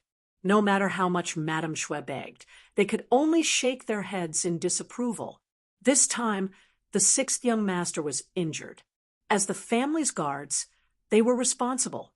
Now, they could not wait to receive the military order to kill Shi Sheng. At this time, they were still full of anger. How could they be nice to others? No matter how beautiful Madame Shui was at this time, in their eyes, she was nothing more than a pink skeleton. "How is Yang Shima?" Outside the small courtyard, Hu Zhongming rushed in with an anxious expression. Beside him was Lieutenant Sun Chuang. "Stop." Seeing the two people coming, Beta Persei said unceremoniously. Hearing this, Hu Zhongming and Sun Chuang could not help but stand in place. This person had left a big shadow in their hearts. As soon as they saw this person, they could not help but feel weak in the knees. Looking at this person's ferocious face, no one dared to rush over. It was unknown but Tiger Ray had appeared, appearing directly opposite Hu Zhongming. "Lord Hu," after cupping his fists in greeting, Hu Mang said in a booming voice, "Young master is currently applying the medicine. Once the medicine takes effect, he will most likely fall asleep. Fortunately, the wound is not very deep. There should be no problem after a few days of recuperation. How is Shi Sheng now?" First, he politely told them that the young master was fine, but it was not appropriate for them to visit him. Then, he turned the blame to Shi Sheng. "It's good that Yang Xianma is fine. This is also my negligence. As for Shi Sheng, he is currently imprisoned, and because the gates to the capital are closed, he cannot enter. Once the gates open at dawn, this lord will personally escort Shi Sheng into the palace to meet his majesty. When the time comes, I will definitely give Yang Xianma an explanation. Hu Changning said angrily. At this time, he hated Shi Sheng to the core. Shi Sheng took advantage of his brother's power and didn't put him a superior in his eyes. He even hurt his future son-in-law, Yang Qindong. Just now, he had seen dozens of people running around in the fields. Who knew how many potatoes they had destroyed in that short period of time? He had to give an explanation for all of this. Then he could only use Shi Sheng. Although he did not want to offend the eunuchs, he did not want to take the blame for no reason. Shi Sheng was destined to be unlucky this time. Everything would depend on how much help his brother, Shi Ning, could give him. Shi Sheng was going to be in trouble. Good. I hope Lord Hu can do as you say. As for here, I ask Lord Hu to go back first. My lord is asleep and will not see anyone. Tiger's man wanted Hu Zhongning to express his position. When he found out that the young master was only acting and wasn't really injured, the anger in his heart had lessened by a lot. If that wasn't the case, the brocade guards wouldn't have been able to stop them from snatching the victory, and the result would have been 1,000 cuts. Hu Zhongning wanted to ask if Yang Qindong's life was in danger. After all, from the scene at that time, he had lost a lot of blood.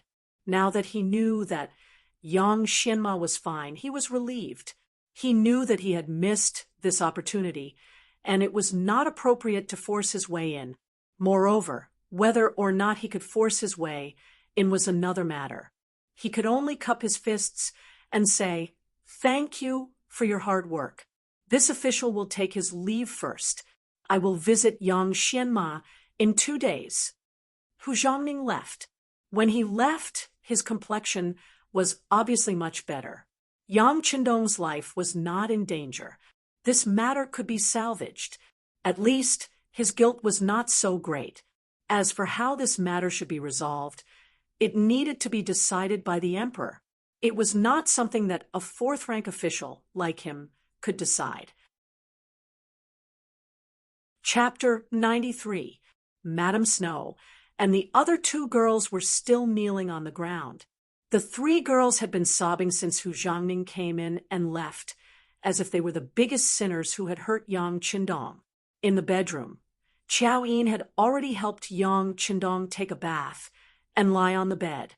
Only then did she remember that Madame Snow and the other 2 girls were still kneeling outside the yard. She asked carefully, "Young master, what should we do with them? It's late at night. They'll get sick if they keep kneeling like this." "Ask them to leave." "Forget it. Ask Madame Snow to come in, and ask Mu Lily and wire to leave." Yang Qindong thought for a while and shook his head. If he did not let them in, the 3 girls would not listen to him and leave. He didn't want to end up causing the 3 girls to fall sick while he was fine. "Okay," Qiao Yin answered obediently. At this moment, she was not jealous at all. The young master could not be her only young master. She had thought about this for a long time. With one more sister to take care of the young master, perhaps the young master would live a happier life. As long as the young master was happy, she would be happy too. Outside the bedroom, Madame Shui got the message and could enter the bedroom. Mu Lily and Wire both breathed a sigh of relief. They were worried that they couldn't do anything. Now that Madame Shui could go in and help, they could go back to rest. At least, they didn't have to feel so guilty. Madame Snow followed Qiao Yin into the bedroom with a worried look. She saw Yang Qindong lying on the bed. At that moment, she couldn't stop her tears from flowing out. With a plop, she knelt down and said, "Dong Shui, it's all our fault for implicating you. We've already made a decision. Tomorrow morning, we'll enter the city and ask for forgiveness from Shi Sheng." "Nonsense. Yang Qindong, who was going to rest, immediately opened his eyes. His expression suddenly became very serious. Remember, your lives belong to the young master. Without the order of the young master, no one can make decisions without my permission. As for Shi Sheng, he can't even protect himself. He won't make trouble for you. Seeing Yang Qindong's serious look, Madame Snow trembled with fear. She knelt on the ground and did not dare to make a sound. Qiao Yin came forward, helped her up, and then whispered something in her ear. Madame Snow's face changed again and again. Finally, she looked at Yang Qindong with confusion. Her eyes were full of disbelief. Yang Qindong naturally knew what this gaze meant. At that moment, he did not hold back and directly lifted the blanket, revealing his strong and uninjured chest. He said, Look, Yin did not lie to you. I am indeed not injured. Ah. Madame Snow did the same thing as Qiao Yin. She covered her mouth with her hand. Her face was full of disbelief. After seeing so much blood in the side hall, she thought that Dong Shuai was going to die. Who would have thought that he would be fine? How did he do that? All of you come over here. This young master will tell you slowly. Madame Snow's surprised face was so cute. Yang Qindong's heart skipped a beat. His body reacted unconsciously. He waved his hand and asked Qiao Yin and Madame Snow to come to his bedside. The two women did not suspect anything and hurriedly came to the side of the bed. Suddenly, a pair of big hands reached over and forcefully pulled the two women into the bed. Suddenly, a masculine man's breath rushed into the two women's nostrils. Ah! At this moment, they realized what was going on. They instinctively wanted to struggle, but when they remembered that the person hugging them was Yang Qindong, the two women suddenly blushed. They just lowered their heads and didn't resist at all. Not bad. It's easier to talk like this. Ha ha. Yang Qindong laughed heartily, although he was not ready to do anything. Especially with two women at the same time, it was a very happy thing to have beautiful women in his arms. The two women were very cooperative. They leaned on Yang Qindong's broad shoulders. Their faces were full of shyness and happiness. Come on, sing a song for the young master. Put me to sleep. Feeling that his body was about to react, unnaturally, Yang Qindong suppressed his thoughts and said to Madame Snow, Okay. Madame Snow was very obedient. She immediately sang the song that she had just learned by Sujin at the foot of Mount Qingcheng. Don't sing a new song. Sing an old song for the young master. Yang Qindong was used to listening to the songs of the later generations. He did not know much about the songs of the present, so he wanted to take this opportunity to learn more about them. The next moment, Madame Shui began to play an old tune. The lingering melody was like a lullaby. Before long, Yang Qindong began to snore. He was really tired. There were too many things he had to do and think about in the past few days. He had to bear all the pressure by himself. Yang Qindong had actually fallen asleep, causing Qiao Yin and Madame Snow to involuntarily smile. Next, the two women made the same shameful action, which was to take off their coats, leaving only their undergarments. They leaned against Yang Qindong and snuggled up to each other. Not long after, they fell asleep. The guards outside the bedroom, Beta Persei and Yang Si, had been replaced by Yang Wu and Yang Lu. In the dark, Dao Xiao and a team of 10 guards were secretly watching everything to prevent anyone from getting close to the small courtyard. If anyone dared to do so, Ju Wu, with a silencer and a weapon, would show him the fragility of life. The sky slowly brightened. Hu Zhangning, who could not wait any longer, led a team of 100 brocade guards to escort Shi Sheng and more than 20 men to the capital. As soon as the city gate opened, they entered the city and went straight to the inner city. In the imperial palace, There was no news from the court. The civil and military officials were still gathered in the court, as usual, kneeling to the emperor and discussing the affairs of the world. Emperor Zhu Qizhen, who did not seem to have enough sleep, yawned from time to time, and then listlessly listened to the officials' reports. The emperor was diligent in his work. Since ancient times, this had become a custom. Almost all the leaders had to do this. Otherwise, they would not be able to hold power. As such, very few emperors would sleep in. In comparison, Yang Qindong was much more fortunate. At this moment, he was slowly waking up. According to his usual routine, it should be time for him to get up and go for a morning run. However, instead of a morning run, he was greeted with an erection. This was something that all men in their prime would encounter. His body was the first to react. Yang Qindong, who was hugging two women, wanted to get up, but it was very inappropriate. Was he supposed to set up a tent in front of the two women? How embarrassing would that be? In addition, he had to tell others that he was injured. If he could get up and continue to run, it would be inexcusable. Let's go back to sleep. Yang Qindong tried to convince himself. He ignored the warning of his biological clock and wanted to continue sleeping. But at this moment, Qiao Yin's body moved slightly on his left, and her breathing seemed to become heavier. For a long time, Qiao Yin had a very regular pattern of waking up and sleeping. For example, at this time, she would usually get up to prepare to serve the young master.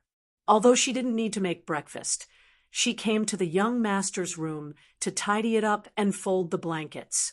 So, the moment Yang Qindong woke up, she also woke up. Her hand inadvertently swept over Yang Qindong's body and touched that towering pillar. In that instant, Qiao Yin completely woke up. Her face flushed red as she recalled where she was staying at this moment. She thought about how the young master was lying next to her and seemed to have a reaction. What should she do? Should she ignore it and continue to pretend to sleep? Or should she help the young master? She had heard the old women in the manor say that once a man had that intention, it would be very uncomfortable if it wasn't resolved. Qiao Yin definitely didn't want Yang Qindong to feel uncomfortable. So what should she do? What should she do? Her heart thumped wildly. In just a few breaths, Qiao Yin made a decision. She took a deep breath and mustered up her courage. Her small hand groped toward Yang Qindong's crotch. Knowing that Qiao Yin had woken up, Yang Qindong felt very awkward. Just as he was thinking about how to return to normal, a small hand suddenly touched him. In that instant, his body couldn't help but tremble. Chapter 94. While Yang Qindong was still blissfully confused, the court, which was originally calm, was in an uproar because of Hu Zhongning's sudden arrival. Your Majesty, this is the entire story of what happened last night. Hu Zhongning knelt on the ground and explained in detail what he saw and heard.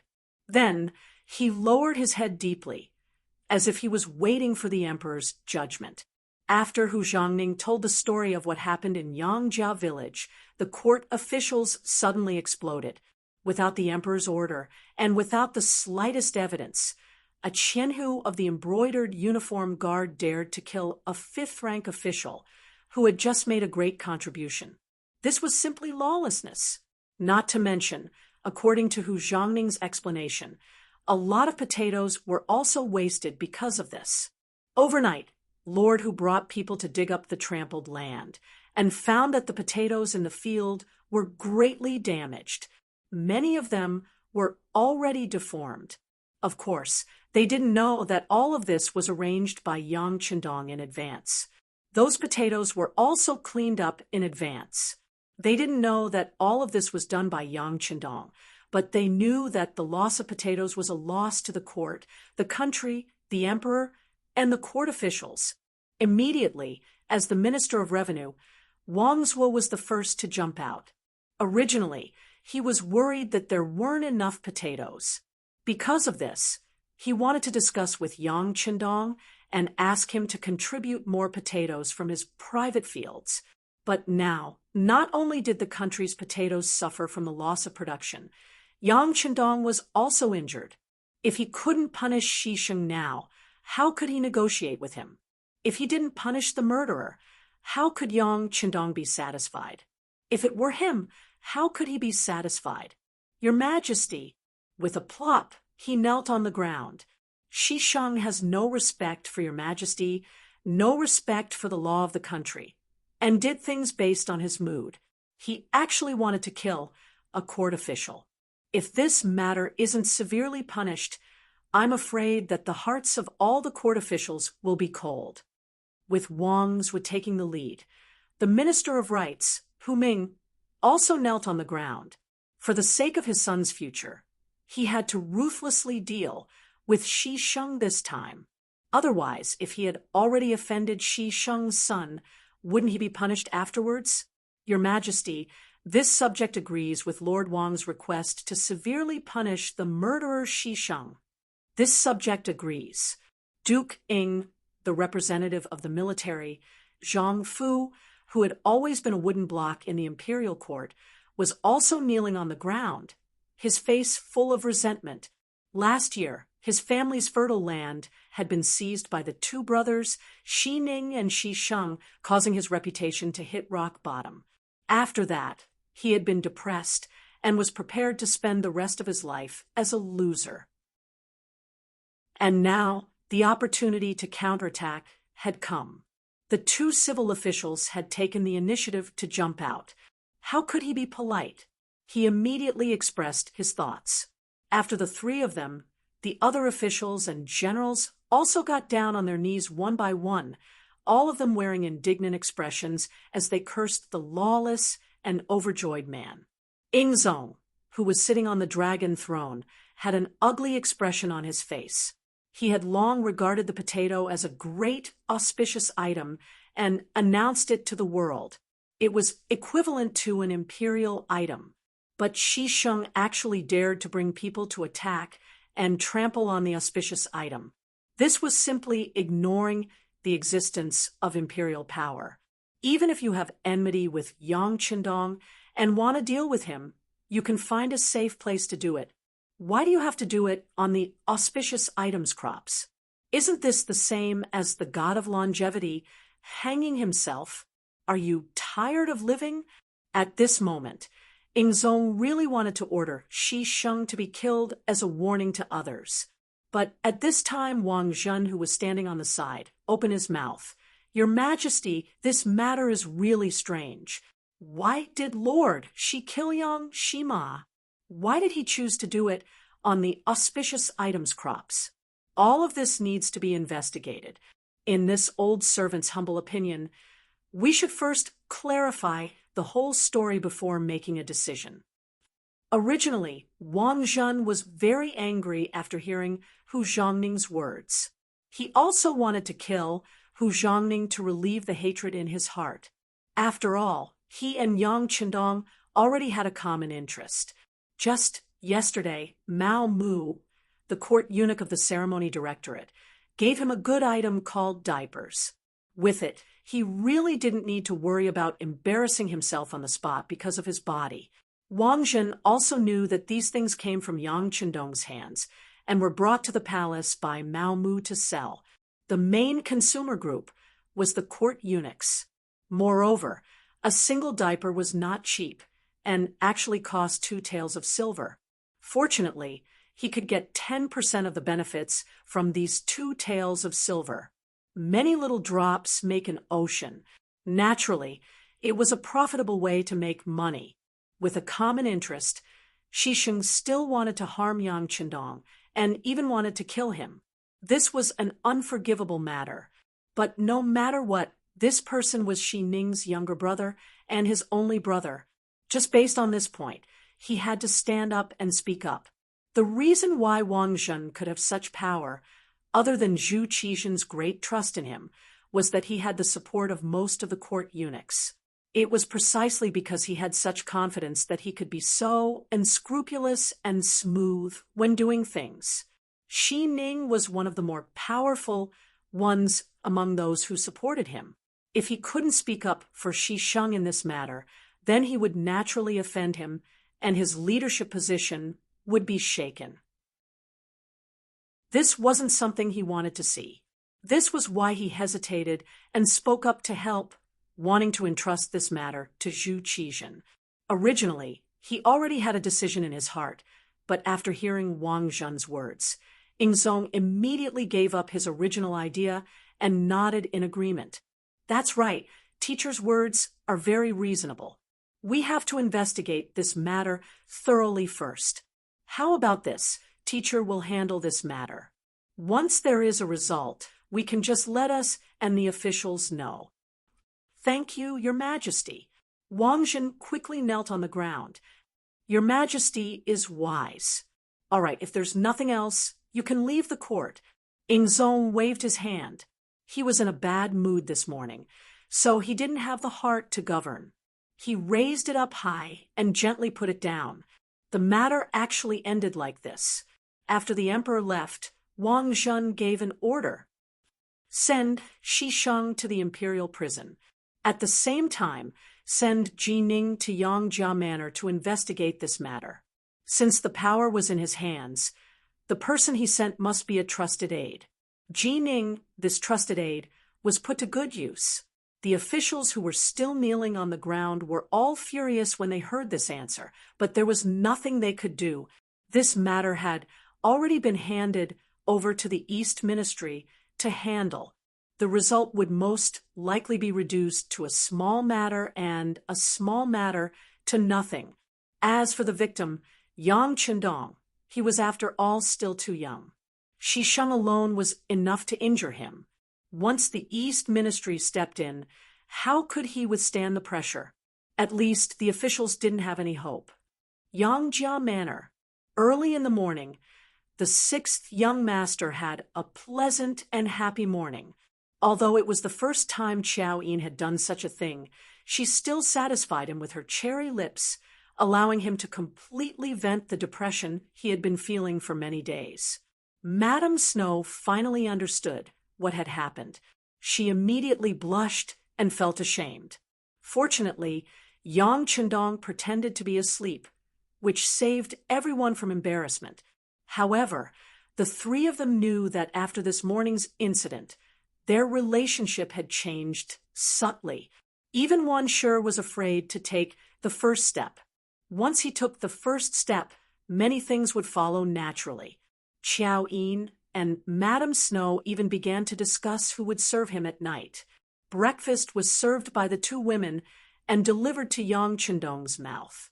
He couldn't help but enjoy the bliss of having two women. This time, not only was his stomach full, but his big hands were also moving up and down. He was addicted to touching the two women and gained a lot of benefits. Naturally, the two women wanted to reject, but still welcomed him, causing the bedroom to be filled with the sound of panting. All the happiness slowly dissipated after the appearance of Tiger's mane. Young Master Ji Ning from the Eastern Palace is here.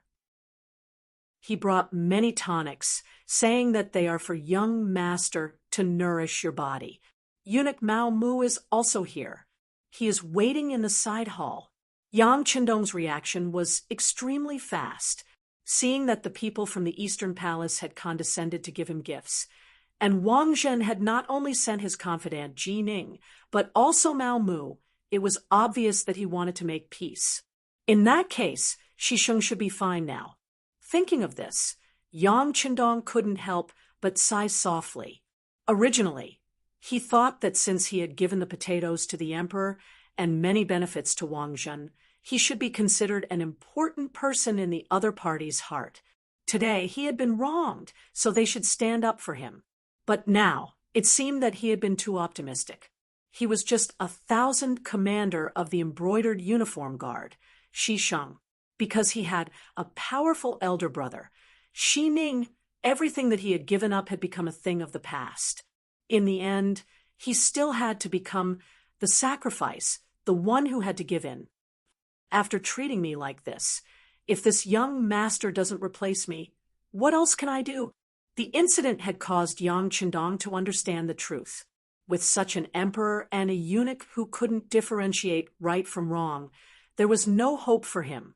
If he allowed this to continue, there would be a day when he would become a sacrifice. At that time, it would be too late for him to regret it. After firming up his inner beliefs, Yang Qindong suppressed the idea of starting a riot now. The target in his heart was too big, and the number of Han people he needed was unimaginable. If he were to start a war now, although he was confident that he wouldn't be defeated, the ones who would be harmed in the end would still be the Han people and the common people. This was not something he wanted to see. For the sake of this goal, he could only endure for now. Tiger's Mane, I won't be seeing Ji Ning. Call Mao Mu over. Chapter 95. Since he was prepared to back down, Yang Qindong had to put on a show of respect. What was the point of meeting Ji Ning?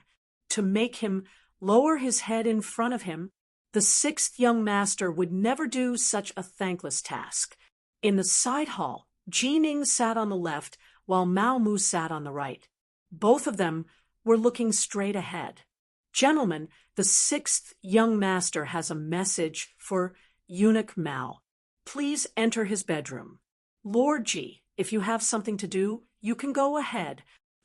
Tiger's Mane entered the hall and clasped his hands. Ji Ning stood up with a satisfied look on his face, as though he had expected this to happen. Good. Then I'll take my leave first. Please send my regards to the sixth young master. Ji Ning's task was to mediate between the two of them. In order to achieve his goal, he had to lower his head when necessary. Fortunately, Yang Qindong was tactful. If he didn't want to see Ji Ning, he wouldn't have to see Ji Ning lowering his head. Ji Ning had to accept this favor. Good. Lord Ji, I'll definitely pass on your message to my young master. Tiger's Mane understood Yang Qindong's intentions and was naturally very polite to Ji Ning. Ha ha ha. Ji Ning laughed loudly and turned to leave, his face full of self-satisfaction. Mao Mu was left behind. He asked Tiger's Mane anxiously, Did something happen to the sixth young master? Please follow me, Eunuch Mao. You'll know when you see him. Tiger's Mane knew that Mao Mu had already sided with his young master. But even so, unless the young master ordered him to do so, he wouldn't say a word. The bedroom was still filled with fragrance. Naturally, it was the fragrance left behind by Qiao Yin and Madame Snow. As soon as Mao Mu entered the bedroom, he immediately sensed the scent. He couldn't help but be delighted. This at least proved that the sixth young master's injuries weren't serious. Now he could be at ease. He had just expressed his loyalty yesterday. If something happened to the sixth young master today, he really didn't know what to do. You're here. Take a seat. Yang Qindong leaned against the headboard and looked at Eunuch Mao Mu with a normal expression. Sixth young master, are you all right? After this old servant found out about it, I was so anxious that I couldn't even eat. All right, tell me what Eunuch Wang thinks. When Yang Qindong saw that Mao Mu was about to use his flattery, he had no choice but to interrupt him and get straight to the point. Knowing that the sixth young master didn't like flattery, Mao Mu tactfully stopped and got down to business. Eunuch Wang said that he hopes that the sixth young master will be magnanimous and spare Xixing for the sake of him, and Eunuch Xining. As for the conditions, he allows this old servant to be promoted to eunuch penning of the ceremony directorate. Although I'm ranked last, it's still a big step up. At the same time, he promises that Xixing won't cause trouble for the sixth young master. Also, when you do things in the capital in the future, the Eastern Faction Guards and the Brocade Guards will give you face and won't cause trouble for you. After saying these words, Mao Mu lowered his head a lot. He received the most from this so-called exchange, so he didn't have to say anything more. Mao Mu's promotion from attendant to penning of the ceremony directorate was a step that many people wouldn't be able to achieve in their lifetime without enough merit or ability. This was equivalent to a small eunuch becoming the head of eunuchs, and these were the conditions that Wang Zhen had to pay. As for the Eastern faction guards and the brocade guards not causing trouble for him, it was better to say that they were giving him face than saying that they were threatening him. The meaning was very obvious. If Yang Qindong didn't agree and insisted on killing Xixing, then these two departments would keep an eye on the Yang family manor. If there was even the slightest movement, the Yang family would be in big trouble. Humph! After understanding the crux of the matter, Yang Qindong's expression turned cold. This Wang Zhen was really an ingrate that couldn't be fed. Fortunately, he had less than a year to live. Otherwise, with the sixth young master's temperament, he would probably send Tiger's Mane and the others to take his life tonight. Don't bother with a person who's about to die. Let people off when possible. Take a step back, and you'll see the world. All kinds of advice from saints flowed into Yang Qindong's mind, making him finally make up his mind to take a step back. As for what would happen next, he would urge Gao Xiong and the others to take action on Ryukyu Island. He had to quickly seize more territory. Only when he was strong would others not dare to bully him and ignore him. Many thoughts flashed through his mind. When he finally returned to reality, Yang Qindong smiled and patted Mao Mu on the shoulder. Good. This young master used a knife wound in exchange for your promotion. No matter how I look at it, it's a good deal. How about this? When you go back, tell Eunuch Wang that this matter is over. Sixth young master. At this moment, Mao Mu was so touched that his nose turned sour. He thought that in the face of a powerful group of eunuchs, Yang Qindong would give in, but he didn't expect him to be so straightforward. If that was the case, it seemed that the biggest beneficiary was himself. He'd only been with him for 2 days, and he'd been promoted twice. The path he'd chosen was indeed correct. Okay. I don't like to express my position through words. I'd rather see everything put into action. How is it? How are diapers selling in the palace? Yang Qindong didn't bring up the previous matter and spoke in a casual manner. It's selling very well. After all, it's like these things are tailor-made for us eunuchs. Now, all the eunuchs with some status come to me to get the goods. Because of this, some people have bad ideas. But this time, I've been promoted twice, and I have Eunuch Wang behind me.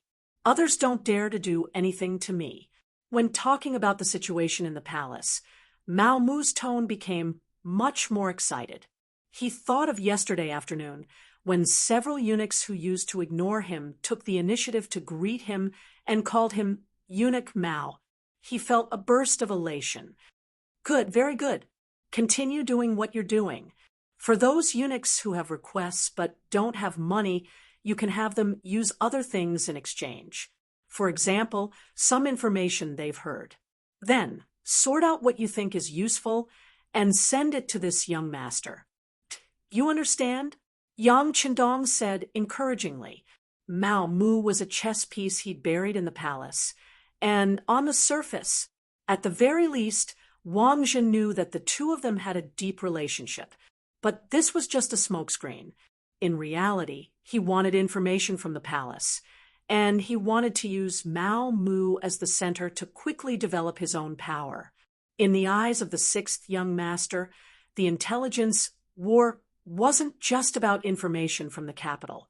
He had to know all the information from the officials and the palace. Only then could he make the most accurate decisions. This servant understands. Mao Mu patted his chest and promised, and then he added, I also know a few things about brother Shi Ning's illegal activities.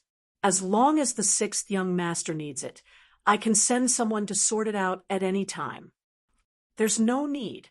Remember, you're only looking for information.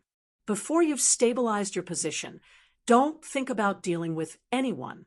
On the contrary, you have to maintain good relations with everyone. You understand? Yang Chendong shook his head. Xi Ning's fate had already been explained in history. As long as nothing unexpected happened, someone else would deal with him. There was no need for him to do anything. Although Mao Mu didn't understand why Yang Chendong had such a good temper, since his master had said this, as a servant he had to obey, so he immediately agreed. Just as the officials had expected, after Wang Zhen took over the Yang clan, he quickly sent someone to reach an agreement with Yang Chendong. No one knew what sort of promise had been made, but in any case, Yang Chendong, the victim, was no longer pursuing the matter. As a result, some of the officials who wanted to take advantage of the situation had no chance. In the palace, Wang Zhen did not go back on his word and promoted Mao Mu to head eunuch of the ceremony directorate. Henceforth, this person would be one of the leading eunuchs in the organization. The gloomy Xi Ning walked into Wang Zhen's room. Once there was no one else present, he immediately got down on his knees. My thanks to Eunuch Wang for saving my brother. If you have any orders, Xi Ning will do his best to repay them. Haha, Eunuch Xi, what are you doing? Get up, get up. Wang Zhen helped Xi Ning up from the ground with a smile. We all serve His Majesty, so isn't it only right for us to help each other? As for that young Shima, he magnanimously let this matter pass. You two brothers should know how to be grateful, at least for the time being. Don't think about provoking him. Understand? Since he had promised not to harass Yang Chendong, Wang Zhen had to do it, at least for the time being. He still had to do it. This was also related to his own interests. Yes, since Eunuch Wang has spoken, I will naturally obey. Then, do you need this eunuch to personally go to the Yang clan and meet the multi-talented Dong Shuai? Even though Xi Ning was smiling, his face still gave people a gloomy feeling. Perhaps only when he was on duty in front of His Majesty would his smile become truly brilliant. That's not necessary. This eunuch asked Xi Ning to go there before, which is already giving him enough face. There's no need for Eunuch Xi to make a trip for such a small matter. Wang Zhen shook his head. Regarding Yang Chendong, his feelings were somewhat complicated. No matter what, this person was the descendant of the three Yang Chendong. Logically speaking, this person should be his enemy. But for the sake of benefits, they were bound together. Within a limited range, he would help as much as he could. But once things got troublesome, he would decisively give up on Yang Chendong. Of course, he didn't need such a chess piece in his eyes. He also didn't want more people to come into contact with him. It was enough to have Mao Mu as a bridge. As for Xi Ning, this person was extremely smart. If he was able to establish a connection with Wang Zhen, who knew how much benefits he would get. Xi Ning said this just to express his attitude. He didn't want to make things too difficult for Wang Zhen. Since he didn't need to make an appearance, who would be willing to make an apology? He immediately promised that he wouldn't find Yang Chendong to express his gratitude, nor would he cause trouble for him. In the future, everyone would mind their own business. Then, he asked about his younger brother Shi Sheng. This was the main reason why he came. He asked when his younger brother would be released. Chapter 96. After a while. The imperial prison is our territory anyway. Your brother won't suffer there. If you want, you can go see him at any time. As for releasing him, I'll see when the emperor is in a good mood. I'll plead for mercy for you. Wang Zhen thought about it, but he still didn't want to release Shi Sheng. Firstly, he wanted to give the officials an explanation. He couldn't just release Shi Sheng right after he started yelling about fighting and killing. That would be too obvious a favoritism. Secondly, he wanted to give the other eunuchs a warning. If they dared to make a move without permission, they had to be prepared to go to the imperial prison. All right, we'll listen to Eunuch Wang. Xi Ning also knew that it would be inappropriate to release Shi Sheng now. He thought about how the officials were living a life worse than death in the imperial prison. However, his younger brother was there, which was equivalent to recuperating. There was nothing to worry about. Things seemed to have calmed down. However, through this incident, Yang Qindong saw some people's hearts. For example, his brother's behavior disappointed the sixth young master. Eldest brother, second brother, and third brother didn't come. Only fourth brother and fifth brother came to see him. Fifth brother came alone. After seeing that Yang Qindong was fine, he left with peace of mind. Not only did fourth brother come, but he also brought Duke of Wei Su Qin's eldest son, Su Qingzong. Yang Qindong naturally knew why his three brothers didn't come. First, it was because Yang Qindong had offended Shi Sheng and Shi Ning. They were afraid of being implicated, so they didn't dare to come. Fifth brother was more honest and didn't think too much. As for fourth brother, he obviously came for something. In the side hall, Yang Qindong walked out with Qiao Yin and Lady Snow on his left and right. Immediately, Yang and young master Su Qingzong looked at him enviously, as if he was a pig. "Thank you for your trouble, fourth brother and young master Su." Yang Qindong sat down and cupped his hands, looking as if he still couldn't walk properly. When it came to serious matters, Yang seemed to be a lot more agitated. "Sixth brother, you've suffered a lot this time. That Shi Sheng is really too much of a bully. Do you want me to find a few people to secretly beat him up?" "Oh, fourth brother has this kind of ability?" Yang Qindong knew that Yang Qindong was putting on an act in front of him, but he still pretended to be surprised, as if he would agree at any time. Seeing that Yang Qindong was about to get serious, Yang Qindong's complexion immediately changed. He changed his tone and said, "Revenge is a dish best served cold. Let's wait for a while. When the limelight is over, it won't be too late to deal with him." Yang Qindong smiled and shook his head. His fourth brother was already in his 30s, but sometimes he behaved like a child. Yang Qindong naturally wouldn't mind. Instead, he looked at Su Qingzong and cupped his fists. "Brother Su, I'm really sorry to trouble you to come here." "Sixth young master, please don't say that. In fact, this young master has come here to ask for a favor." Su Qingzong's expression was somewhat conflicted, as if he had something to ask, but didn't know how to say it.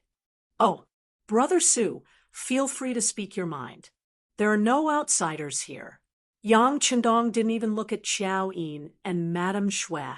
They were going to be his women. So, of course, they weren't outsiders. Qiao Yin and Madame Snow were very excited by Yang Qindong's actions. Their gazes on Yang Qindong became much gentler. Originally, Su Qingzong couldn't say some things in front of the two women. However, since Yang Qindong said so, unless he gave up on his purpose, he had to say it. "Well, since the sixth young master doesn't treat me as an outsider, then I'll say it. Actually, in addition to visiting the sixth young master, I have another thing that Madame Xiang of the Nine Arts Workshop asked me to do." As he spoke, he paid attention to Yang Qindong's reaction. He didn't seem surprised or surprised at all. However, Madame Shui, who was standing next to him, seemed a little unnatural. Seeing that Yang Qindong didn't ask or interrupt him, Su Qingzong simply gritted his teeth and told him about Madame Shui's request. Seeing that the 100 Flowers Hall is about to close, Madame Xiang wants to learn some songs from the sixth young master, so that more people can hear the sounds of nature. Yes, we've been listening to new songs recently. If we don't hear it, we'll feel uncomfortable. Young Master Su's idea is also our idea." Yang saw Su Qingzong give him a look and immediately spoke up to help him.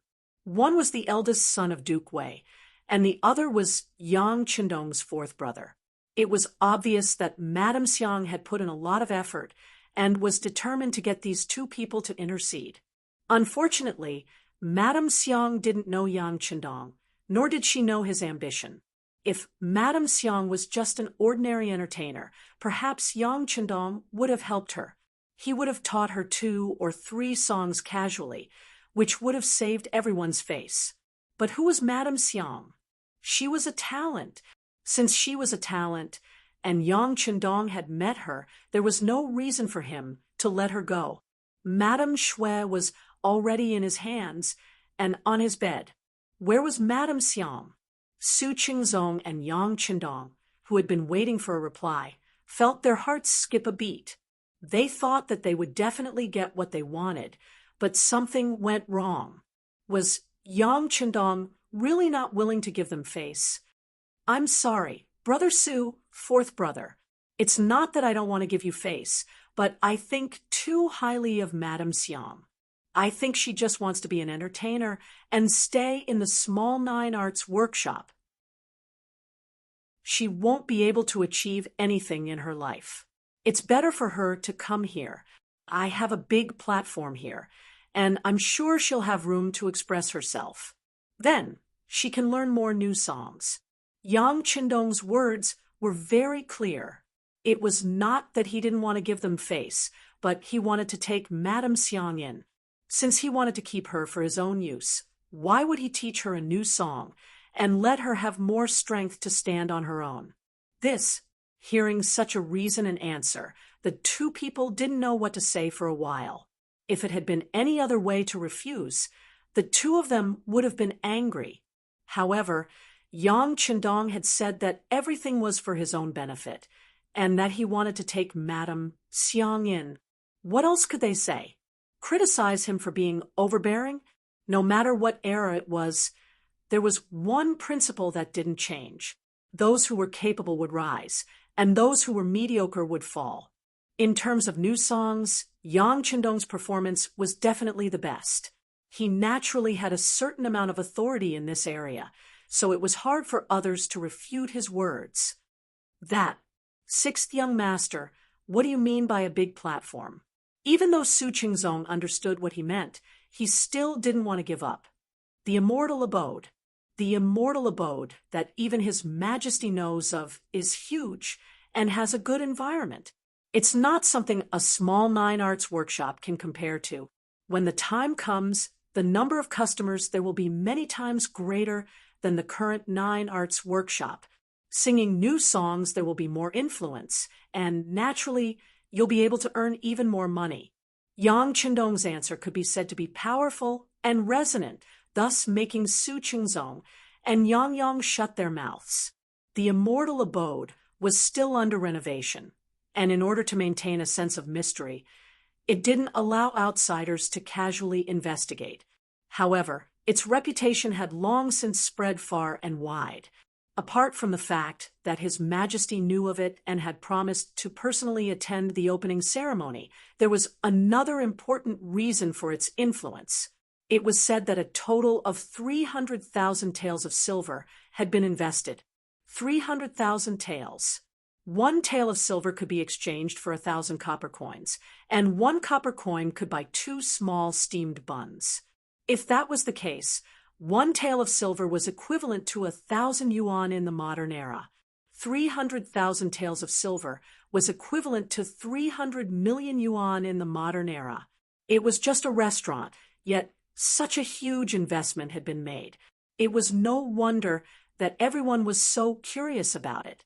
As a result, the restaurant industry in the capital had already been dealt a heavy blow before it even opened. Some restaurant owners were already considering selling their businesses. They were worried that once the immortal abode opened, everyone would go there to spend money. What would they do then? A restaurant that hadn't even opened, yet was already enough to make everyone in the same industry feel insecure, to say nothing of the common folk. They were all waiting with bated breath, wondering what the immortal abode would be like after investing so much money in it. Would it really become the abode of a deity? Yang Chendong was using the immortal abode as a platform, so a small 9 arts workshop naturally couldn't compare to it. Su Qingzong, who was still a little unconvinced, couldn't say anything more. After a while, The two of them dejectedly left. Yang Chendong and the other two remained in the side hall. "Young master, have you really taken a liking to Lady Xiang?" Out of curiosity or jealousy, Madame Shui asked the question out of jealousy. "Ha, her dancing isn't bad." Yang Chendong didn't answer the question. Then, when he saw that Madame Snow and Xiao Yin didn't seem to care, he put on a straight face and said, "Let me tell you, I have a lot of property, and there are many opportunities for you to show off. Let alone the three of you, even if a dozen talents like you came, the young master would still be able to handle them all. So don't even think about fighting amongst yourselves. If Lady Xiang doesn't come, then it's fine. But if she does, then we'll be good sisters. If I find out who played a role in this, I won't punish her. I'll just let her leave the Yang clan." Yang Chendong said these words very seriously and solemnly. It seemed that he rarely saw Yang Chendong like this. For a moment, Xiao Yin and Lady Shui's faces changed. Because they once had him, they were even more afraid of losing him now. They immediately knelt on the ground. "Young master, we're just asking. We don't have that kind of thought." "Come on, get up." When the two women knelt, Yang Chendong's heart ached. He quickly reached out to help them up and held them in his arms. "I'll set a rule. Don't kneel so often in the future. What if you hurt your knees? The young master will feel sorry for you. Well, now let this young master see if you're really hurt. Let's go to the bedroom." Since the scene in the morning, the relationship between Yang Chendong and the two women had undergone a qualitative change. Although the last step hadn't been taken yet, it was only a matter of time. Yang Chendong, who already knew what was going on, decided to do both of them today. Now was the best time. How could the two women not know what the young master was going to do? For a moment, their faces flushed red. But how could they be a match for Yang Chendong, who was so powerful? Moreover, they had been looking forward to it. Now that they were finally going to get what they wanted, they were overjoyed. How could they back down? Not long after, the three of them entered the bedroom, and the sounds of spring filled the air, 100,000 words omitted here. Chapter 97. Zhou Art's Workshop. After Su Qingzong and Yang Yang left the Yang family manor, they came to this place and saw Cui Nar and Dong Hanxiang, who were waiting for news. In Lady Xiang's boudoir, the two of them told the story of Yang Chendong's request. Originally, it was a man's pride to be able to come to Miss Xiang's room, but today they felt as if their butts were on fire. They left after telling her everything. They didn't want to stay a moment longer. Cui Nar, Miss Xiang, and her maid, Chun Tao, were left looking at each other. Cui Nar couldn't help but say, "Men are all bad. Dong Shui has already taken Miss Shui. Does he want to take our Xiang? Who does he think he is?" It was no wonder that Cui Nar was so angry. Miss Xiang was her money tree. Although Zhou Art's Workshop was not under her name, she was just a manager. In the words of the later generations, she was a senior manager. But here, her words carried a lot of weight. Once Miss Xiang left, the business of Zhou Art's Workshop would be greatly affected. At that time, her income would be reduced by more than half. How could she live then? Cui Nar's tone was resolute. Miss Xiang heard it, but she acted as if she didn't hear it. Instead, she said something that surprised everyone. "Sister, you can follow Dong Shui like Mu Lily. When the time comes, as long as I make this request, I'm sure he will agree." "What?" Cui Nar was shocked. She stared at Miss Shui as if she didn't know her. You really want to go to Dong Shui? He is indeed talented, but he already has a powerful person like Miss Shui. If you go there, what status will you have? Will you be a concubine? Sister, I don't understand what you're saying. with our background. Who can we be the first wife if we were to be with him? If we're lucky, we'll be pampered for a few more years. If we're unlucky, we'll be treated like a maid in the end. Even if Madame Shui is one step ahead of us, so what? She can't become a wife either. Even if she can become a concubine, it depends on Dong Shuai's mood. As she spoke, Lady Xiang shook her head with a sad expression. This was the tragedy of the hierarchy. As a concubine, she seemed to be glorious in front of others, but in reality, she was just a lowly person. She was even worse than an ordinary person. With this kind of status, which good family would want them? Even if she did meet one and married him, as she aged, the number of people who had a good ending could be counted on one's fingers. Cui Nar was speechless for a while after being exposed by Madame Xiang. She sat there for a long time without saying anything. Sister, just promise Xiang, or that you'll go to the East Marshal's place with her.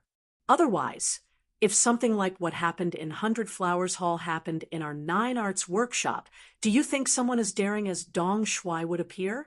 For the sake of performing artists like us, you're willing to offend the nobles and even take a stab. Forget it. That kind of person will never appear in the future.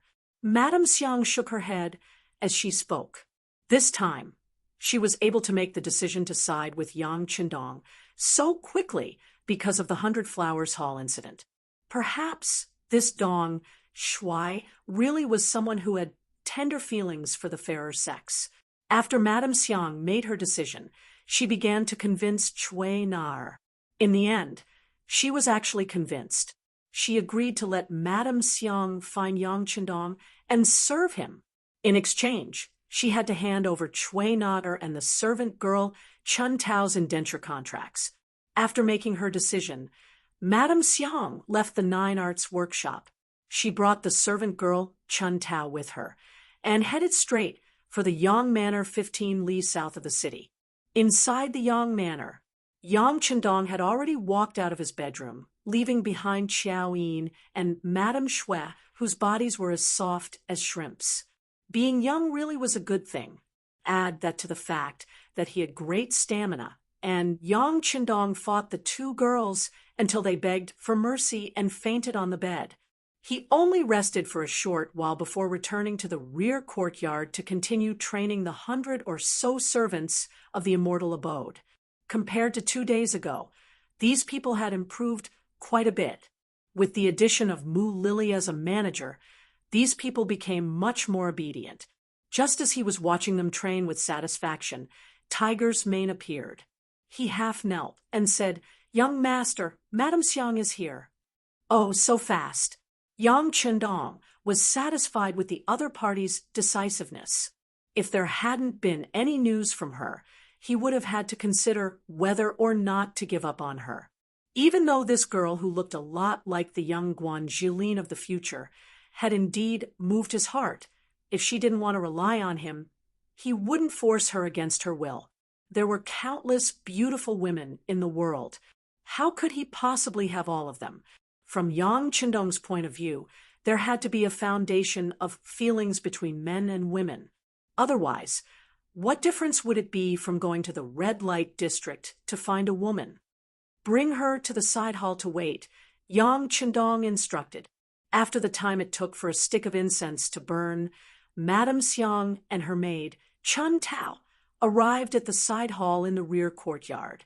As soon as they sat down, the sound of footsteps could be heard nearby. It was Yang Qindong, dressed in green robes, walking in. When she saw Yang Qindong's figure from afar, Madame Xiang fell to her knees with a thump. As soon as the 6th young master entered the hall, her charming voice rang out. "Dong Shuai, Xiang, begs you to take me in. My older sister, Cui Na, and my maid Chun Tao are also here. In the future, even if I have to work like a cow or a horse, I'll be satisfied with just a mouthful of rice to eat." You don't need to work like a cow or a horse. What you need to do is to rise above others, Yang Qindong replied firmly. Then He looked at Tiger's Mane, who was standing in the hall. Do you know what to do? Also, after you take their slave contracts, find Mao Mu and tell him that you will raise their registration. Yes. Tiger's Mane cupped his fists and agreed. Then he stepped back. Madame Xiang and Chun Tao were left behind. They looked at Yang Qindong, who had just sat down, in surprise. What's wrong? Why are you looking at me like that? Yang Qindong was very puzzled. He thought that there was something on his face, so he touched it with his hand, but found nothing. Dong Shuai, what did you just say? You said that you will raise our registration? Madame Shui looked at him in disbelief. She was afraid that she had misheard him. That's right. What's wrong? Didn't my fourth brother tell you? Alas, it's my fault. I didn't tell you clearly. Now, I won't hide it from you. Madame Shui and the other two have been raised and have become good people. Yang Qindong thought about it. It seemed that he really didn't mention it to his fourth brother. He couldn't help but smile and didn't take it seriously. However, this was not a big deal in Yang Qindong's eyes. In Madame Xiang's eyes, it was completely different. If a lowly person wanted to raise their status, it was not only possible to spend a lot of money, but also needed the approval of the higher-ups. It even needed someone from the palace to do it. These conditions were far beyond their ability, and they didn't dare to think about it. However, all of this seemed to be a piece of cake for Yang Qindong. He just needed to say a few words, and someone would do it for him. This was the power of authority. It was far from something that ordinary people like them could imagine. After receiving Yang Qindong's affirmation, Madame Xiang immediately burst into tears of joy. Chun Tao, the maid beside her, also couldn't stop crying. Yang Qindong, on the other hand, hated seeing women cry the most. He couldn't quite accept it, so he found an excuse to get them to bring Cui Na over as well, and let Yang Si and Yang Wu follow them to do their errands. Tiger's Mane was very efficient. They received the order in the morning, and everything was done in the evening. They brought 3 new contracts with the official seal of the Ming dynasty. That was to say, from this moment on, Madame Xiang and the other 2 were free. They were no longer lowly people who were looked down upon by others. They were dignified girls from good families. The 3 of them hugged each other and cried for a long time. In the inner courtyard, Yang Qindong called Qiaoyin, Madame Shui, and Madame Xiang and told them the rules of the Yang family in front of them. Regardless of one's background, contribution, and hard work were all important. As long as one was willing to put in the effort, they would be richly rewarded. On the other hand, if one wanted to use their status to bully others, then they should prepare to leave the Yang family. None of the 7 girls complained about this, and they all expressed that they would do their best. With the addition of Madame Shui and Madame Xiang, Yang Qindong's training program sped up, and everything proceeded smoothly. At this time, the interior of the immortal abode was in the final stages of its renovation, and it would be ready to open for business in half a month. The goods produced in Crimson City were transported by sea to Tientsin, where they would be transported to the capital. With Wang Zhen's help, the journey to the capital was smooth and unimpeded. A large number of goods were transported to the capital's immortal abode, and the 100 men and women who had been trained began to take up their posts. They used what they had learned to manage everything in an orderly fashion. Worth mentioning were the 2 leaders, Mu Lily and Cui Na. Their methods of management were far superior to Yang Qindong's. The 100 men were divided into 2 groups, each led by one of them. For a moment, there seemed to be competition between them, which greatly increased the efficiency of the work. They had originally thought that they would need another 7 or 8 days to sort everything out, but thanks to the efforts of the 2 former procuress sisters, they could open for business ahead of time. An auspicious date was chosen, and the opening was set for the 6th day of the 10th month. Yang Baozhong had already announced the opening of the immortal abode on the 6th day of the 10th month, and he had also emphasized that the immortal abode would be issuing membership cards to serve its esteemed guests. Only members would be allowed to use the private rooms on the 2nd floor, and the private rooms on the 1st floor would allow them to enjoy a higher quality of service. Moreover, on the opening day of the immortal abode, members would be able to enjoy the festivities with the emperor and the various ministers, and they would be able to interact with the people up close. As for the specifics, they could consult the immortal abode. Chapter 98. As soon as the news spread, many people flocked to the immortal abode like a flock of ducks, especially wealthy merchants. They all came to the information desk outside the immortal abode to ask for advice. The person who received them was the immortal abode's external manager, Yang Fu. Using his silver tongue, he managed to sway everyone who came, telling them all about the benefits of a membership card. For example, a membership card was a symbol of one's status, allowing them to enjoy a higher level of service and be looked upon with respect. With a membership card, they could enter private rooms or private rooms on the 2nd floor, allowing them to interact with even more important figures. With a membership card, once a friend came here and received it, it would be equivalent to gaining unparalleled face. They would be dazzled, and at the same time, treat you with even more respect. More importantly, the money used to apply for a membership card wasn't given to the immortal abode. Instead, it was deposited here first, saving them the trouble of bringing large amounts of silver with them when they came out to spend. More importantly, with a membership card, they could also enjoy a discount when they spent money. In descending order, there were 4 types of cards: platinum card, gold card, and silver card. These could be bought with money. What couldn't be bought with money was the supreme card. With this card, spending was completely free. Of course, those who could obtain a supreme card were also not ordinary people. For example, up until now, the only person who had such a card was the real owner, Yang Qindong. Platinum card, a one-time deposit of 20,000 taels of silver. You could enter any private room on the 2nd floor or private room on the 1st floor and enjoy a 20% discount when you spent money. Gold card, a one-time deposit of 5,000 taels of silver. You could enter any private room on the 2nd floor or private room on the 1st floor and enjoy a 10% discount when you spent money. Silver card, a one-time deposit of 1,000 taels of silver. You could enter any private room on the 1st floor, but not the 2nd floor, and enjoy a 5% discount when you spent money. As for non-members, but if they wanted to enter the immortal abode, they could only enter the main hall on the 1st floor.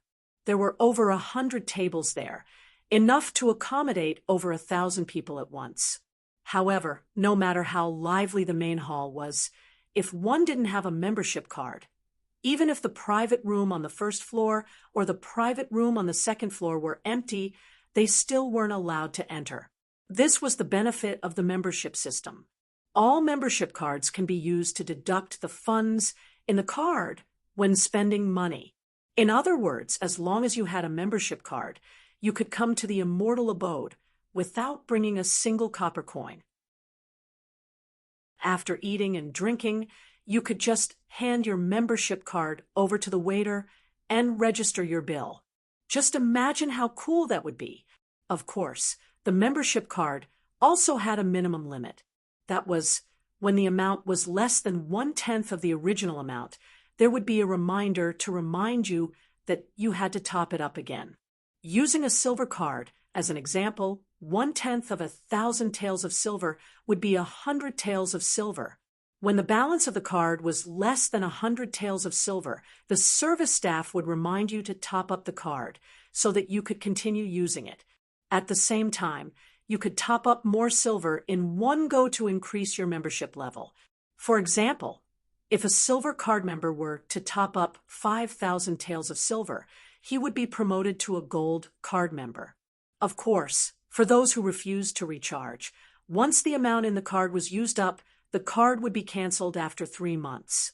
If they wanted to recharge, they would have to apply again. If there was a deficit in the previous card, they would have to make up for it. After Yang Fu explained the situation in detail, many people were tempted, especially those merchants who had money but didn't have high statuses. In the Great Ming Dynasty, a merchant's residence was ranked third. It was one level lower than the common people's residence, which was the so-called good family. People like them had a lot of money, but they didn't have high social status. The goal of many of them was to improve their social status by interacting more with the government. Now that the immortal abode had given them such an opportunity, how could these merchants, who wouldn't wake up early without benefits, not be tempted? Merchants were smart. It was precisely because of this that some people suggested that while the immortal abode's membership system seemed good, why didn't so many high officials and nobles come here to spend money? If only merchants came, then it would lose its original meaning. In response, Yang Fu confidently smiled and replied, "My lord has already sent gold cards to all officials of the third rank and above in the capital.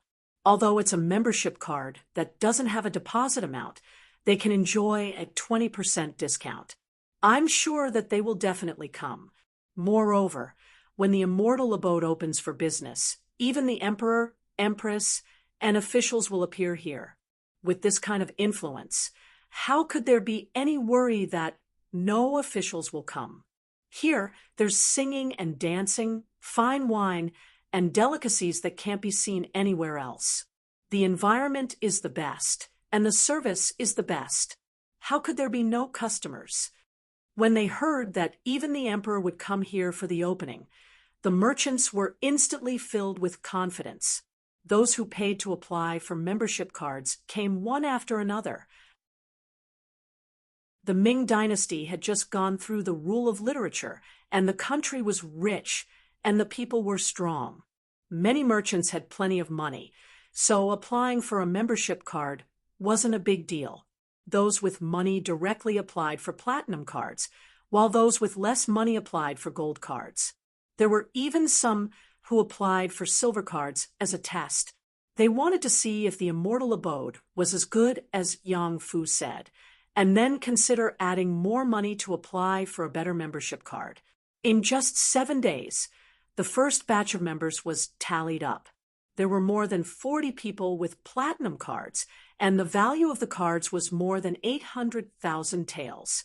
There were more than 200 people with gold cards, and the value of the cards was more than 1 million taels. There were more than 400 people with silver cards, and the value of the cards was more than 400,000 taels. In just 7 days, more than 2 million taels had been raised.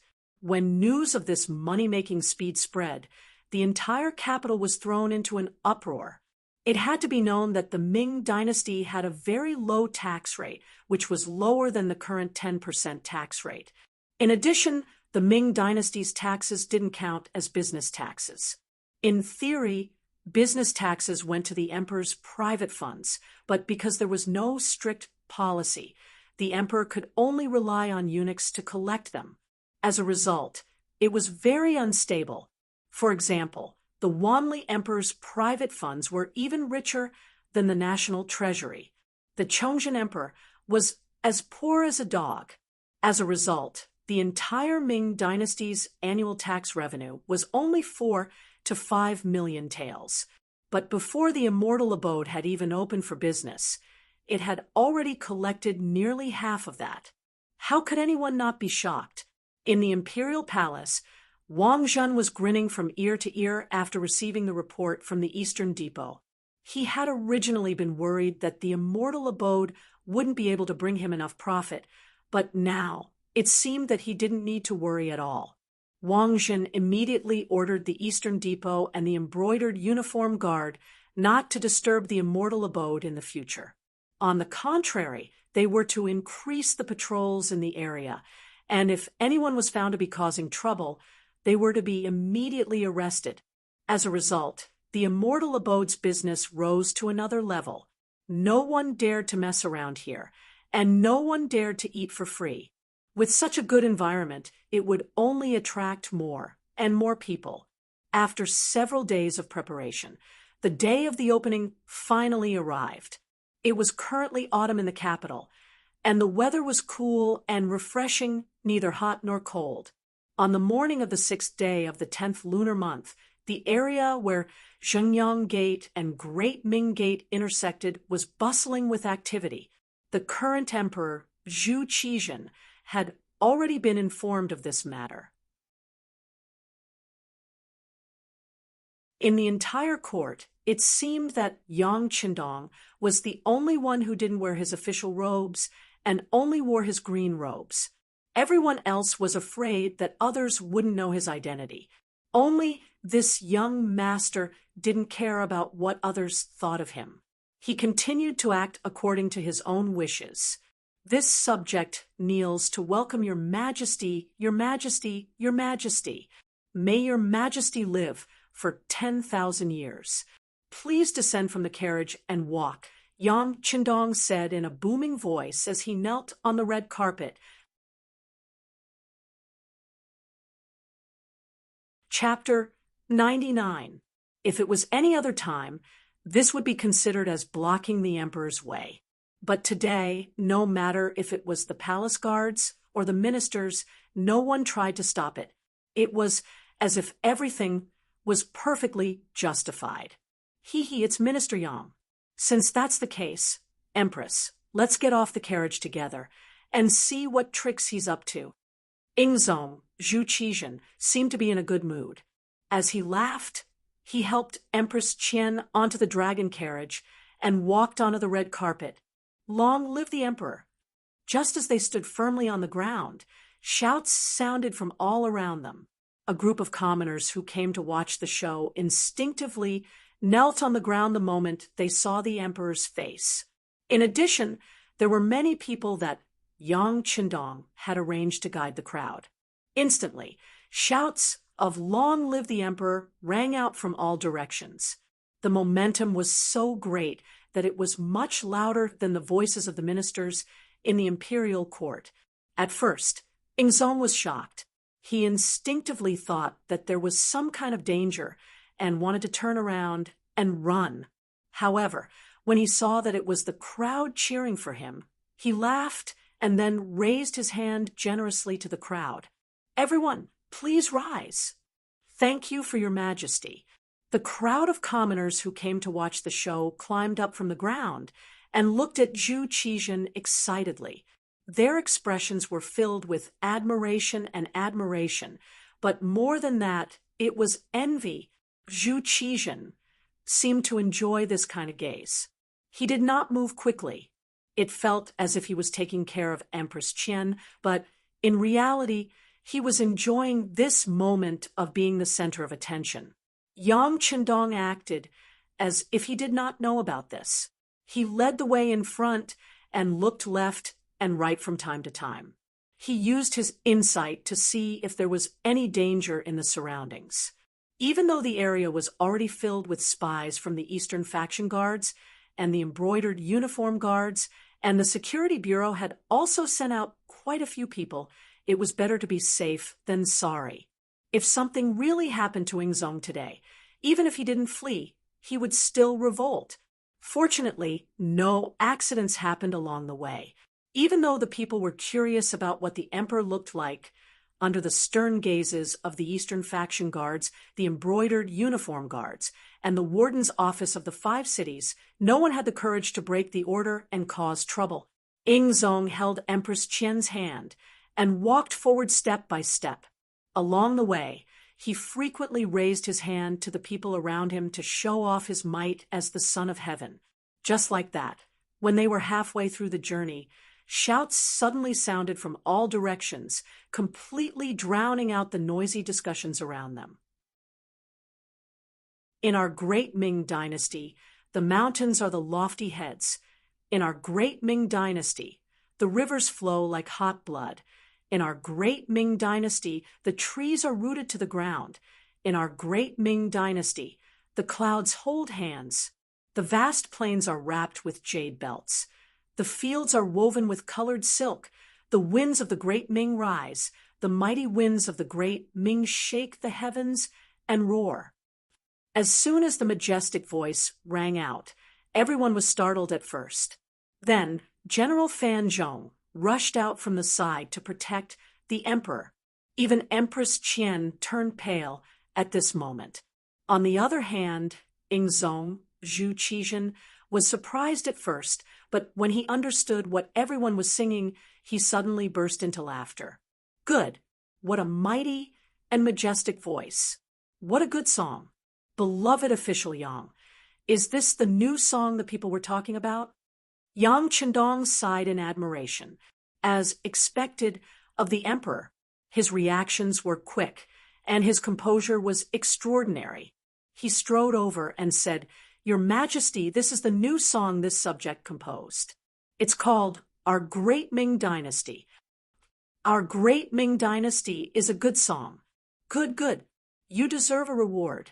When Zhu Qizhen heard the 50 male attendants of the immortal abode singing the song together with the crowd, he was extremely happy. He even shouted out a "good" twice. "Thank you for your reward, Your Majesty." Yang Chendong was also overjoyed. He thanked the emperor on behalf of the 50 attendants. "Ha ha ha, not bad, not bad." A song of praise made Zhu Qizhen very happy. His footsteps seemed to be much lighter as he continued walking. Our great Ming dynasty has many beautiful mountains and rivers. Our great Ming dynasty is rich in natural resources. Our great Ming dynasty's people are the most hardworking. Our great Ming dynasty is even more outstanding now. The 4 seas meet guests. The 5 continents make friends. The winds of the great Ming dynasty rise. The mighty winds of the great Ming dynasty shake the heavens. Along the way, Zhu Qizhen could hear the singing of our great Ming dynasty. He felt as if he was floating in the air. It wasn't just the emperor who felt this way. Even the officials following behind him felt their spirits lifted when they heard this majestic song. Some of the officials who were originally disdainful of the so-called new song began to pay attention to it at this moment. Only now did they realize that if a song was well composed, it might really be able to stir the hearts of people. Our great Ming dynasty was sung over and over again. By the 3rd time it was sung, Yingzong and Empress Qian had already arrived in front of the immortal abode's gates. The entire area was covered in red silk, making it look like a sea of red. Your Majesty, this subject will be so bold as to invite the 2 of you to cut the ribbon. In addition, I would like to invite Lord Hu Mang to come forward as well. Yang Chendong knelt on the ground again and begged loudly. "Cut the ribbon? What's the meaning behind that?" Yingzong asked curiously. "Your Majesty, cutting the ribbon means cutting the ribbon. It's an auspicious omen for the opening of a new store." Yang Chendong replied with a smile. "Interesting. Beloved official Yang, please make the arrangements." Yingzong also wanted to see what cutting the ribbon was, so he immediately agreed. Since the emperor had already agreed, the empress naturally nodded with a smile as well. Empress Qian was also a beauty of her generation, and she was also of noble character. Since the 2 of them had agreed, the Minister of Rites, Hu Mang, naturally couldn't refuse either. Dressed in the robes of a standard 2nd-rank official, he strode over to the ribbon-cutting stage in front of the immortal abode. In front of a window on the 2nd floor of the immortal abode, a young girl saw Hu Mang walk onto the stage. She immediately shouted excitedly, young miss, look, Lord Hu Mang is also on stage. He's standing right next to His Majesty." "That's enough, I saw it. Also, little Qing, can you not be so excited here?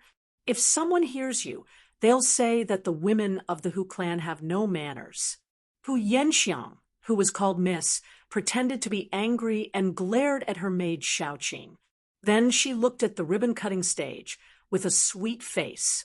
When she saw that there were only the emperor, the empress, her grandfather, and Yang Qindong on the stage, her face was full of joy. Out of so many ministers, only his grandfather was called to the stage. Was this hinting at something? Hu Yan thought she was smart. She thought this was Yang Qindong's intentional arrangement. He wanted to raise her grandfather's prestige, and at the same time, express his special feelings for the Hu clan. This moved her greatly, but also made her regret it. What made her regret was that she only found out about Yang Qindong's assassination a long time later. Hu Zhongning knew his daughter's temperament, so he gave strict orders that no one was to speak of it. It wasn't until later, when Hu Yan went to visit Yang Duo, that she found out. She was so worried she cried. She even pestered her seventh sister to go to the Yang Qindong manor. Only when she saw that Yang Qindong was still as lively as ever did she finally relax. As someone who had been there before, how could Yang Duo not see Hu Yan's feelings for her seventh brother? She immediately smiled and told her seventh brother to give Hu Yan a gift. Her worries weren't in vain. Yang Qindong thought for a moment, then gave the most prestigious card in the immortal abode to Hu Yan. He even invited her to attend the opening ceremony of the immortal abode. With this card, Hu Yan had special privileges. Before the immortal abode was open to the public, she had the right to enter in advance. As a result, she was the first to witness the prosperity of the immortal abode.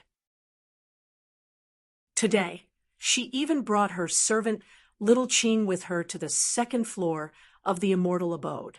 She found the best vantage point to watch the opening ceremony. Hu Yan's heart was filled with sweetness. However, what she didn't know was that Yang Qindong hadn't invited Hu Yan to the stage because of her. Instead, it was because Hu Yan was the oldest among the civil officials. He was already 73 years old.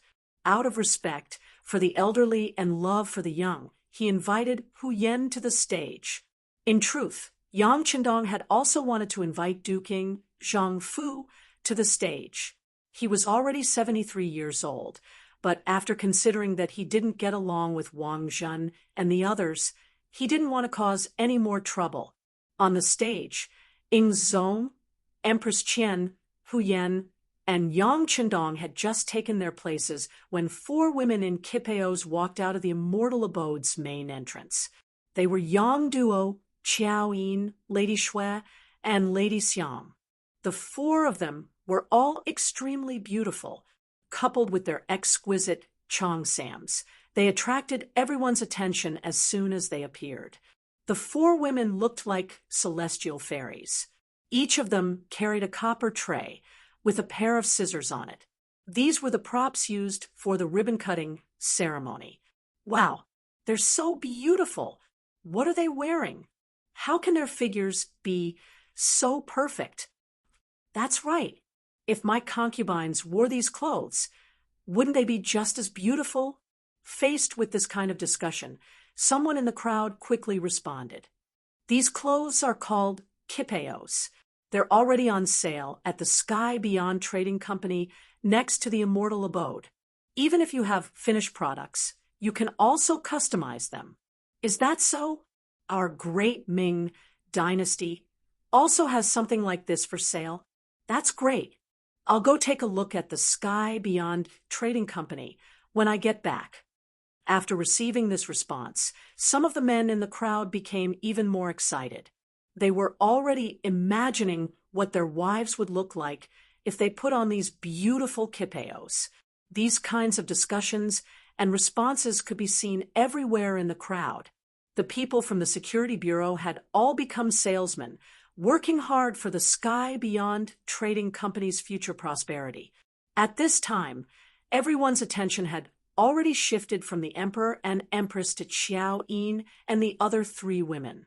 The appearance of the 4 women not only attracted the gazes of the spectators, even Ying Zong and Empress Qian, who were standing on the ceremonial stage, looked at the 4 women with great interest. However, their eyes were filled with a kind of admiration. Chapter 100. Cough, we can begin now. He didn't want to draw too much attention to the 4 women. 3 of them were his women, and one of them was his older sister. He didn't like being watched and taken advantage of like this, so he urged them to begin. On the 2nd floor of the immortal abode, little Ching was chattering away. "Young miss, their clothes are so beautiful. They're just as beautiful as the one you brought back." Hu Yen replied absent-mindedly. However, she was thinking that if she was already Yang Qindong's woman, she would definitely have a seat on the ceremonial stage right now. Under Yang Qindong's urging, the ribbon-cutting began. Ingzong and the other 3 each held a pair of scissors and cut the red silk in their hands. The immortal abode's workers, who had been arranged beforehand, removed the red silk covering the 3 words immortal abode. Not only that, but the originally red immortal abode suddenly changed. The red disappeared without a trace and was replaced by a bright, transparent, and sturdy-looking glass. It turned out that the red silk wasn't covering the outside of the immortal abode, but rather the inside. When the red curtains were pulled open from the inside, what was revealed was the clear, transparent glass. The current Great Ming Empire only produced colored glass, and the quality wasn't all that great either. The sudden appearance of so many pieces of glass, and so many of them that actually covered the entire immortal abode. It was easy to imagine just how shocking this was. "Beloved official Yang, what is this?" Ingzong pointed at the clear glass with an expression of shock. Replying, "Your Majesty, this item is called glass, and it came from overseas. It is transparent and can be seen from the inside, and can also be seen from the outside. It also has the ability to block wind and rain. When used in a room, it can allow light from the outside to enter the room, making it much brighter. In winter, it can even allow sunlight to enter the room, making it much warmer." Yang Qindong had long since expected this question, so he gave a simple answer. Good stuff." Ingzong couldn't help but sigh after hearing this. "It's a good thing, but it's a bit too expensive. Just the glass used to decorate the immortal abode alone cost over 100,000 taels of silver. If the scale of the project is even larger, I'm afraid the cost will only increase." Yang Qindong was afraid that Ingzong would ask for an exorbitant price and wanted to use glass to decorate the palace. Therefore, he immediately asked the question. Sure enough, after hearing how expensive this thing was, just the immortal abode alone cost over 100,000 taels of silver. If it were to be installed in the entire imperial palace, even tens of millions of taels wouldn't be enough. He couldn't help but suck in a breath of cold air. Then he turned to Hu Ming and said, "Minister Hu, go back and supervise the Ministry of Works. See if they can produce such transparent glass." "Yes, Your Majesty." Even though he wasn't the Minister of Works, Hu Shao still felt that the possibility of him creating one was too low. But since the Emperor had spoken, he naturally had to agree first. "All right, Your Majesty. Now, please enter the main hall of the immortal abode. There is still a program waiting for Your Majesty's personal evaluation." Yang Qindong didn't want to waste too much time on the matter of glass. He immediately invited the Emperor and Empress inside. Understood. As soon as he heard that there was still a program, Ingzong immediately ignored the matter at hand. With a smile, he walked with the Empress into the immortal abode. While the officials were still curious about the effects of the glass and how it was produced, they saw the Emperor enter the immortal abode. One by one, they followed him in. As soon as they entered the main hall, they were greeted by the sight of a glass tower that made them gasp in surprise. Calling it a glass tower wasn't correct. It was more like a champagne tower. There were 5 floors in total, divided into a triangular shape. There were 35 transparent champagne glasses arranged on each floor. At the very top, there was only one glass. The further down one went, the more glasses there were. Beloved Minister Yang, what is this? Ing Zong pointed at the transparent and exquisite glass tower with a curious expression. He'd originally thought that, as the emperor, he was already used to seeing all sorts of strange things in the world. However, after coming to the immortal abode today, he finally realized that there was no limit in the universe. Your Majesty, this is called a champagne tower. There are 5 floors in total, and the meaning behind it is that Your Majesty is the supreme ruler of the world. At that time, when the champagne is poured from the top, the drink will flow down from the first cup at the top until all the cups are filled with champagne. Yang Chendong explained in detail, causing Ing Zong's eyes to brighten up. His curiosity was also piqued. Beloved Minister Yang, is there any explanation for pouring the champagne you speak of? Is it possible for us to do what we wish to do? Ing Zong asked playfully.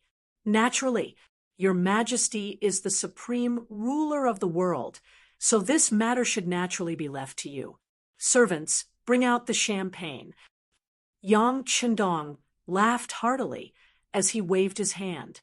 A female attendant dressed in a black qipao immediately walked over and placed several large champagne bottles in front of the 6th young master. Yang Chendong handed a bottle filled with champagne to Ing Zong and said respectfully, Your Majesty, please. He'd only asked out of curiosity. He hadn't expected Yang Chendong to agree so quickly. Now that he noticed that the officials had already walked into the hall, if he slipped up and spilled the champagne everywhere, wouldn't he become a laughingstock? Ing Zong was a bit hesitant and didn't immediately take the bottle. Yang Chendong seemed to have noticed the emperor's awkwardness. He smiled and said, This subject is so bold as to ask Your Majesty, Empress, and this subject to do this together. This was equivalent to sharing the risk. If something went wrong, they could push the blame onto Yang Chendong. Ing Zong was overjoyed when he heard this. Today is an auspicious day for the immortal abode's grand opening. Everything will naturally be decided by Minister Yang. We will allow it. Thank you, Your Majesty. Yang Chendong had a flattered expression.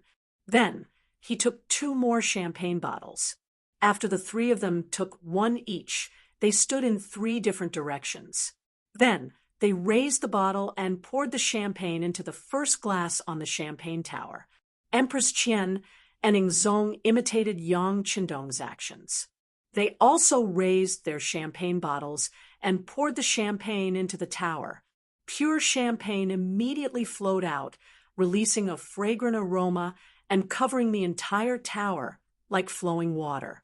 The sparkling and translucent champagne flowed like a waterfall, covering every single glass and filling it to the brim. This scene caused the officials to cry out in surprise and cheers. Yang Chendong had already tested this champagne tower countless times to ensure its safety. So, regardless of whether this was the first time it was poured or not, there wouldn't be any problems. At first, Ing Zong was very careful when pouring the champagne. However, after discovering that there were no problems, his courage grew, and he poured the champagne much faster. In the end, he was actually the first one to finish. Naturally, Wang Zhan and the others cheered loudly. After Empress Qian and Yang Chendong finished pouring the champagne in their hands, the 25 glasses in the tower were filled to the brim. Then, the 6th young master asked the emperor to take the first glass at the top. Empress Qian took the second glass, and Yang Chendong took the third. The other officials also stepped forward and took the 25 glasses according to their rank. Even so, there were still some officials who didn't get a glass of champagne. However, it was fine. Yang Chendong was already prepared. He waved his hand in the distance, and a row of male and female service staff wearing black waistcoats and black cheongsams walked over. Each of them held a silver platter in their hands, and on the platter was filled with champagne. Soon, everyone had a glass of champagne in their hands. Yang Chendong saw that the time was right, so he raised his glass and said loudly, "For the prosperity of the great Ming dynasty, I invite everyone to drink this glass. Your Majesty, please. Please, everyone, let's drink together." Ingzong was in a good mood. He laughed and raised the champagne in his hand. "Your Majesty, please." The officials also gave him face and drank in unison. Then they poured the champagne in their hands into their mouths. When it entered their mouth, it was sweet and refreshing. The taste was very comfortable, and after drinking it, everyone had a lingering aftertaste. Not bad. This thing tastes very good. Ingzong had eaten all kinds of delicacies in the world. It was already not easy for him to give such an evaluation after drinking the champagne. Of course, with Ingzong's evaluation, it would be difficult to sell champagne in the future. After the champagne celebration, Yang Chendong personally led the emperor and empress to the second floor of the immortal abode. The other officials of the third rank and above were led there by the service staff. Those of the third rank and below could only stay on the first floor. Fortunately, they weren't receiving outsiders today, so the place was quite spacious. The private rooms could be filled as many people as they wanted. On the second floor, Yang Chendong led Ingzong to a private room with the best view on the left. The room was about 70 to 80 square meters in size, and it even had a private washroom. There was a soft sofa, a wine cabinet, a table, and chairs, as well as a bell tied to a string. Ingzong pointed at the bell and asked curiously, "What's this used for?" Replying, "To your Majesty, this is a bell. If there is any need, as long as you pull it gently, there will soon be service personnel outside." Yang Chendong reached out with a smile and pulled it casually. Immediately, a crisp bell sounded. Not long after, a voluptuous female attendant dressed in a black qipao walked in. "How may I help you, esteemed guest?" "Tell Madame Shui to prepare a song and a performance," Yang Chendong said with a smile as he watched the female attendant walk in. "Yes." After answering, the female attendant left, swaying her hips. Ingzong, who was watching from the side, nodded repeatedly. "Not bad, not bad. This is a good idea. Sir, we can also put something like this in our study. It will be much more convenient if we need someone to wait on us." Chapter 101. This servant obeys. Wang Zhen, who was serving at the side, hurriedly replied. On the other side, in the best private room on the right side of the second floor, Yang Chendong's eldest sister, Yang Fei, was accompanying Emperor Qian on the soft sofa and chatting. Yang Fei's health was not very good recently. Yang Chendong had been in the capital for a period of time, but he had not had the time to visit her. It was only when she had recovered recently that he could leave. Then he would arrange such a mission to accompany Emperor Qian. As the eldest daughter of Yang Rong, Yang Fei was already 40 years old. However, because she had taken good care of herself and had inherited her mother's good looks, she looked graceful and luxurious.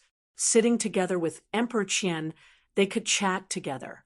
Similar to the men's private room, there was a separate bathroom and soft sofa. But what was missing was the wine cabinet, and what was replaced was an indoor swing. In this place, there was no wind or rain, and no one would notice, so they could swing as they pleased. It made people feel relaxed and happy. In addition, there was an extra chess table, which could be placed on several types of chess for people to use. If the guest needed it, they just had to pull the bell, and the service staff would send the required chess into the private room. For example, there was checkers.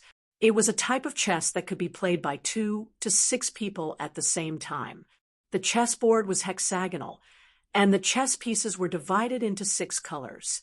Each color had 10 or 15 chess pieces, and each player occupied a corner and had a chess piece of one color.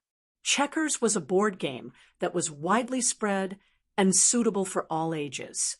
Gamoku. Not only could gamoku strengthen one's thinking ability and raise one's intelligence, but it was also rich in philosophy and helped to cultivate one's mind. Moreover, the game was simple. As long as the 5 pieces were connected together, the horizontal and vertical lines could be counted. Modern poker and mahjong. These quickly became one of the favorite programs of the VIPs. At the same time, in order to take care of women, there were many drinks that women could eat on the menu. Men mainly drank tea and wine. Tea drinks, including single tea leaves and tea drinks prepared based on them. For example, ancient tea, bubble black tea, milk tea, fruit tea, etc. For example, Tiguanyin, Dahongpo, Longan red date tea, pearl milk tea, etc. Compared to that time, there were now beer and red wine. Beer was mainly made from sprouted barley or wheat, also known as malt. Red wine was mainly made from grapes, salt, and sugar. Far away in Crimson City, there was already a winery. Currently, it had been successfully developed and was in the midst of mass production. When they opened for business, the first batch of wine arrived. Although the quantity was still not a lot, the price was high, so it was barely enough. When the production was expanded in the future, the problem of quantity would naturally not be a problem. Presumably, at that price, most people would only be able to taste it. Not many people would be willing to spend so much money to reach a certain level. There were even more types of women in this aspect, and they were mainly divided into 4 categories. Layered drinks, 30 g of seedless melon pulp, 20 g of pineapple jam, 10 g of milk. He squeezed the watermelon juice and poured it into a cup. Add a little water to the pineapple jam and squeeze the juice. Take a clean glass and fill it with ice cubes. When all the ingredients are ready, pour all the ice cubes out of the glass and pour the milk into the glass slowly. It's best not to pour it on the glass wall. Then use a spoon to slowly pour the watermelon juice into the glass and finally the pineapple juice into the glass. This way, the layered drinks were completed. The most important thing was that the density was controlled well. Carbonated drinks, or soft drinks as they were commonly known. For example, cola, Sprite, soda water, etc. They were named Coca-Cola, Gianlibo, etc. Fruit and vegetable juices. Based on their characteristics, they could be divided into concentrated fruit juices, syrup juice, freshly squeezed fruit juices, diluted fruit juices, etc. They were named apple juice, orange juice, peach juice, etc. Milk drinks were drinks that contained a certain amount of fat and were made from it. For example, milk, soy milk, milkshakes, etc. They were named fresh milk, raw milk, sweet milk, walnut milk, and so on. There were already so many variations on the drinks, let alone the food. With the help of MSG, cooking wine, meat powder, and other condiments, the immortal abode's food was even better than the palace's. Of course, from time to time, Yang Qindong would also send some MSG over. After all, if one's life was better than the emperor's, then it would be dangerous. Sai, my 6th brother, has always liked to mess around since he was young. Look at all the things he's made. As his big sister, I don't even know what to say. Yang Fei smiled helplessly as she looked at the menu of food and drinks. But if one looked closely, they would be able to see the pride and gratification in her eyes. Of course, as his big sister, she had also thought about Yang Qindong's changes. When he was young, her 6th brother was the most honest of people, the type who only knew how to study every day. But after he grew up, he changed so much that she couldn't recognize him. Fortunately, one was married in the capital, while the other was living in the Yang clan's old residence in Jianing Prefecture. After not seeing each other for so many years, it was normal for people to change. Even though Yang Fei spoke of helplessness, her face was filled with pride. When Empress Qian saw this, she smiled and said, "Yang Shima is a man of good fortune." As soon as he arrived in the capital, he brought the great Ming's auspicious potato. Now, he's created this immortal abode. He truly is a man of ability. Even His Majesty praises him from time to time. That's because of His Majesty and Empress Qian's good fortune. How could it be the work of a little brat like him? Yang Fei naturally didn't dare take credit for her sixth brother. The current world was under the rule of the Zhu clan. It was only right for them to be respected. By the way, Madame Wang, Yang Fei is married to Wang Ming. Is Yang Shima married yet?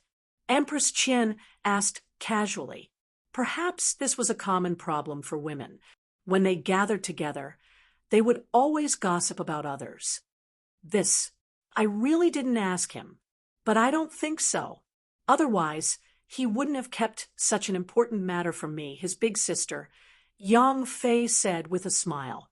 Her little brother had grown up and was about to start a family. He was no longer the snot-nosed brat of the past. Not far from the Empress' private room, Yang Duo and Hu Yan had also reserved a room. The two of them had already lost count of how many times they'd rung the bell. There were many empty cups in front of them, and they looked like they wanted to try all of the drinks in the immortal abode today. I can't anymore, big sister Duo. I can't drink anymore. Hu Yan rubbed her round belly as she sat on the sofa and weakly shook her head. Her eyes were big, but her belly was small. She'd originally thought that she had some strength, but when she really started drinking, she realized that these things were really bloating.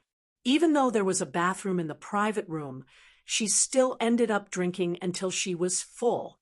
No matter how good the drinks were, she could only sigh. I can't either. Yang Duo also shook her head and sat down on the sofa. Then her body half collapsed. These things are too delicious. I don't want to give up on any of them, but I can't finish any of them. I can't continue to waste them like this. Hu Yan couldn't help but laugh when she saw the usually dignified Yang Duo acting like a little girl. Big sister Duo, you're still afraid of wasting things? With such a capable little brother, you don't have to worry at all. That's enough. Are you praising me, or are you scolding me? I'm basking in your glory today. If you didn't have a supreme card, we wouldn't be wasting things like this. Oh, right. Even I, as your big sister, only have a gold card with 5,000 taels of silver in it. How did you get a supreme card that doesn't cost you anything? Yang Duo retorted. At the same time, she stared at Hu Yan, waiting to see how she would respond. Big sister Duo air. What are you talking about? Hu Yan's face instantly turned red after being hit on her soft spot. Right at this moment, the sound of music came from the stage on the first floor. Hu Yan used this as an excuse to lean against the transparent window and look down. She could see everything on the stage clearly, so she said, "Big sister Duo air, the performance is about to start. Let's watch it together." This little girl, seeing that Hu Yan didn't answer her question, Yang Duo let her off for now. She sat on the indoor swing and watched the performance on the stage. The stage on the first floor was about 400 square meters. It was much bigger than the one in Nine Arts Workshop and 100 Flowers Hall. At this moment, a group of girls in gorgeous dresses walked up the stage. They were all sisters invited by Lady Shui and Lady Xiang to help out.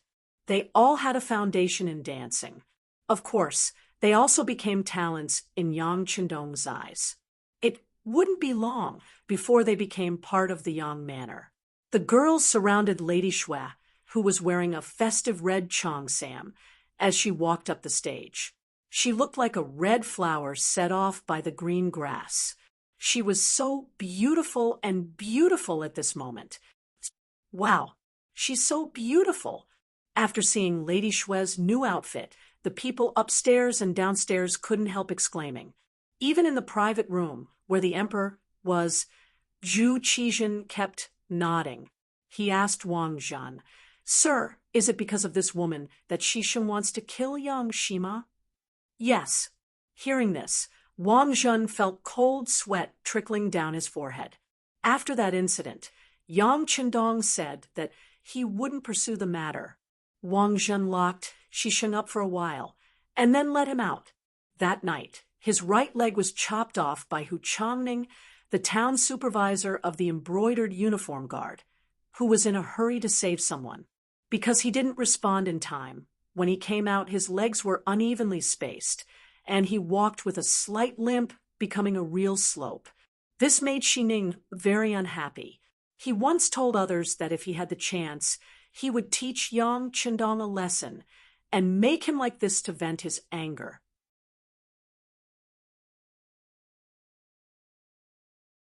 Chapter 102.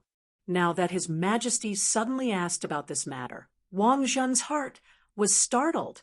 Ingzong hadn't asked about this matter since he'd handed it over to him. But who knew if the emperor was paying attention? Even an idiot could tell that the immortal abode was going to be a place of great wealth in the future. As a collaborator, he was sure to earn quite a bit. Even if it was for his own sake, he had to ensure Yang Qindong's safety. From the looks of it, he needed to remind Xining not to go overboard. Otherwise, it wouldn't look good on everyone. When Ingzong heard Wang Zhan's ambiguous answer, he smiled and said, "This girl is so beautiful. It must be said that this young Shima has profited from a disaster. It's not wrong for him to suffer a blade for this matter." Yes, Your Majesty is right. One who survives a great disaster is bound to have good fortune in the future. Wang Zhan nodded and bowed in agreement. On the stage below, the dancers took their positions and made their preparations. All sorts of joyous music rang out. After a joyous prelude that no one had ever heard before, Madame Xue finally opened her mouth and sang loudly, "AI, happy gongs, and drums bring out the annual festivities. Beautiful dances bring out the jubilation of the solitary sky plains. The sun paints today red, and the flowers of life are our smiles. AI, today is a good day. Anything you wish for can come true. Tomorrow is a good day. When we open our doors, we welcome the spring breeze." The song was cheerful and bright. The theme was clear, and the meaning was clear. As soon as the song was played, everyone who heard it couldn't help but nod their heads. Choosing such a new song as the opening dance was just perfect, coupled with the dance of those dancers. It gave people a visual impact and enjoyment. It was indeed the most appropriate scene. Madame Xue was also extremely excited. Wasn't this a performance for the emperor and all the other officials? Back when she was in 100 Flowers Hall, these people couldn't come because of their status. Even the fragrance of wine was afraid of the depth of the alley. But now, with the immortal abode as a platform, not only did they not feel the slightest bit embarrassed, they even felt honored. Things were just that miraculous. After the 6th young master took care of it, it was still the same thing, but it had a different ending and influence. Madame Xue was so excited that she tried her best to sing the song. She made the song sound festive, which attracted the applause of the people upstairs and downstairs. Some of the young officials were so happy that they even forgot that the emperor was not far away. They kept shouting that they wanted to reward them. It wasn't until one of their colleagues reminded them that they remembered that they were in the immortal abode, not the red light district they frequented. They all broke out in cold sweat, which made them look rather cute. In less than a cup of tea's time, the song ended. Madame Shui bowed to the audience upstairs and downstairs to express her gratitude, and then left the stage. Soon, two waiters in black jackets placed a small square table on the grandstand. There was a fan on the table, which was very eye-catching. It was time to prepare for the storytelling. But at that time, people had never seen such a thing. Storytelling was also a product of the late Qing and early Ming dynasties. For a time, no one knew what it was for. They didn't recall seeing anything like this in the repertoire they'd seen before. Just when everyone had not completely recovered from the good days and did not understand what was going to happen next, Yang Qindong strode onto the stage in a black robe. Yang Qindong's appearance immediately attracted everyone's attention. Everyone couldn't help but wonder, what's going on? Could it be that Yang Shima was going to perform like an actor? Is he really going to disregard his status like this? People's views were the hardest to change. Even after seeing how different the immortal abode was, it was still the same. Yang Qindong was already prepared for this, so he didn't bother to explain himself. He strode onto the stage and stood behind the small table. Then he reached out and grabbed the table. He raised it up high and smashed it down. Bang! The sound of the impact jolted many people out of their reverie. Today, the emperor, empress, and hundreds of officials have come to congratulate the immortal abode on its grand opening. In order to express his gratitude, Qindong decided to tell a story. Whether it was right or wrong will depend on the benevolent and the wise. All right, let's begin. He brought up the emperor, saying that he was only going on stage because Ingzong was here. For a moment, no one could criticize him. As everyone's attention fell on Yang Qindong, wanting to see what kind of trick he was going to play, the table was smashed down again. Dow to 3 sovereigns and 5 emperors, scholarly fame, Empress Xia, Empress Shang and Zhou, the 5 hegemons of heroes and hegemons of spring and autumn, rise and fall in an instant. A few lines of names in the history of the Qing dynasty, countless barren hills in the northern sea, the fields of the predecessors, the lands of the descendants, are said to be a fierce struggle between dragons and tigers. There was a pause as soon as the word battle was spoken. Yang Fu, who had long since prepared himself, led a group of attendants to applaud and cheer loudly. Good. With someone leading the way, a few of the officials were also shocked by the opening poem. They all began to cheer in unison. Yang Qindong began to speak amidst the cheers. Starting today, we will talk about the 3 kingdoms. The first chapter is called The Great River Flows East. What era was the 3 kingdoms? It was an era of turmoil and suffering, but it was also an era of heroes. We know that ever since Qin Shi Huang annexed the world, a unified country was established in this place. The Qin and Han dynasties were both unified countries. At the end of the Eastern Han dynasty, before the unification of the Western Jin dynasty, there was a special period. This is what we usually call the 3 kingdoms. Cao Cao once wrote a poem about this era. White bones are exposed in the wild, and there are no chickens for 1,000 miles. But at the same time, it was also an era of heroes. Only when the sea was turbulent can the true colors of heroes be revealed. In such an era, many people sacrificed their intelligence for the reunification of the country. For example, the ambitious and bold Cao Cao, the dedicated Zhuge Liang, the elegant and carefree Zhou Yu, the tenacious Liu Bei. As soon as Yang Qindong spoke, the people who did not understand what he was going to do immediately quieted down. They could tell that this was the story that the 6th young master was going to tell. Moreover, he was going to tell it in a way that they had never seen before. But it had to be said that this kind of format was very attractive. In less than a quarter of an hour, Yang Qindong began to immerse himself in the history of the 3 kingdoms. The entire immortal abode quieted down. Everyone's thoughts seemed to be driven by his mouth.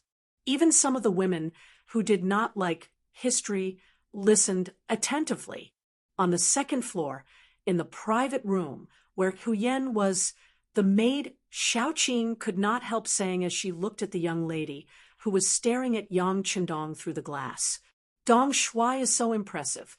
He speaks so well. Even I can understand a lot of things." "Don't say anything." Huyen suddenly turned around and gestured for Xiaoqing to keep quiet, giving her a fright. After turning around, Huyen turned around and stared out the glass again. Her face was filled with admiration, longing, and even pride. This was the man she liked. He would always be the best and most outstanding. In the immortal abode, Huyen wasn't the only one. There were also a few of the family members of the officials who had been invited, especially the unmarried girls. They were all staring at Yang Qindong with wide eyes. It had to be said that having a private room and glass was a good thing. They didn't have to worry about others seeing them. Their gazes could become unbridled. To hell with the gentlemanly behavior of a gentleman. Of the many girls present, it was inevitable that some of them would fall in love. Some of them had already decided that when they returned, they would beg their parents to send someone to the Yang clan to propose marriage. There were many times when women were just like men. When they took the initiative, it was quite frightening. Following Yang Qindong's analysis of the history and characters of the three kingdoms from shallow to deep, everyone watched with relish. Even Zhu Qizhen of the Ying sect was completely captivated. As the emperor of a country, familiarizing oneself with history was a compulsory course. The ancestors had long ago passed down a message that history could be used as a mirror to determine the rise and fall of a country. However, what he had learned was the rigid teachings of those teachers. What he had learned was dry and dull. How could he possibly compare to Yang Qindong's? His explanations were so interesting and easy to understand. Sigh, if I had such a teacher back then, I don't think my studies would be so boring. Ing Zong sighed, as if he was speaking from the bottom of his heart. Your Majesty, why don't we have Yang Shima speak to you alone in the palace? Wang Zhen felt that this was an opportunity to curry favor. How could he let it slip by? As expected, Ing Zong was a little tempted. However, he quickly shook his head. Forget it. Yang Shima isn't even as old as us. There's no need to bring this up again in the future.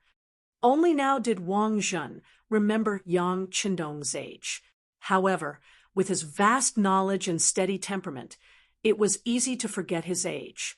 It was this servant who was impetuous, thinking that if Yang Qindong really became the emperor's teacher, the emperor's incompetence would be even more obvious. Thus, Wang Zhen quickly nipped this idea in the back of his head. On the stage, the first chapter, The Great River Flows to the East, was finally finished. Yang Qindong bowed and stepped down from the stage with a sentence. If you want to know what will happen later, please listen to the next chapter. Good. One more chapter. An addicted official saw that Yang Qindong was about to leave the stage and hurriedly shouted, One more chapter, one more chapter. For a moment, there were many people who wanted to follow the trend and continue listening. Regarding this, Yang Qindong stopped in his tracks. He smiled and cupped his fists towards the crowd. As I said earlier, it's because the emperor is here that I came out to embarrass myself. If everyone still wants to continue listening from tomorrow onwards, there will be other people who will continue telling the story of the three kingdoms. At that time, everyone can come and support me. Qindong thanks you here. You're tuning in to the Mystic Fist YouTube channel. Don't forget to subscribe and join us on this journey to catch the most captivating stories.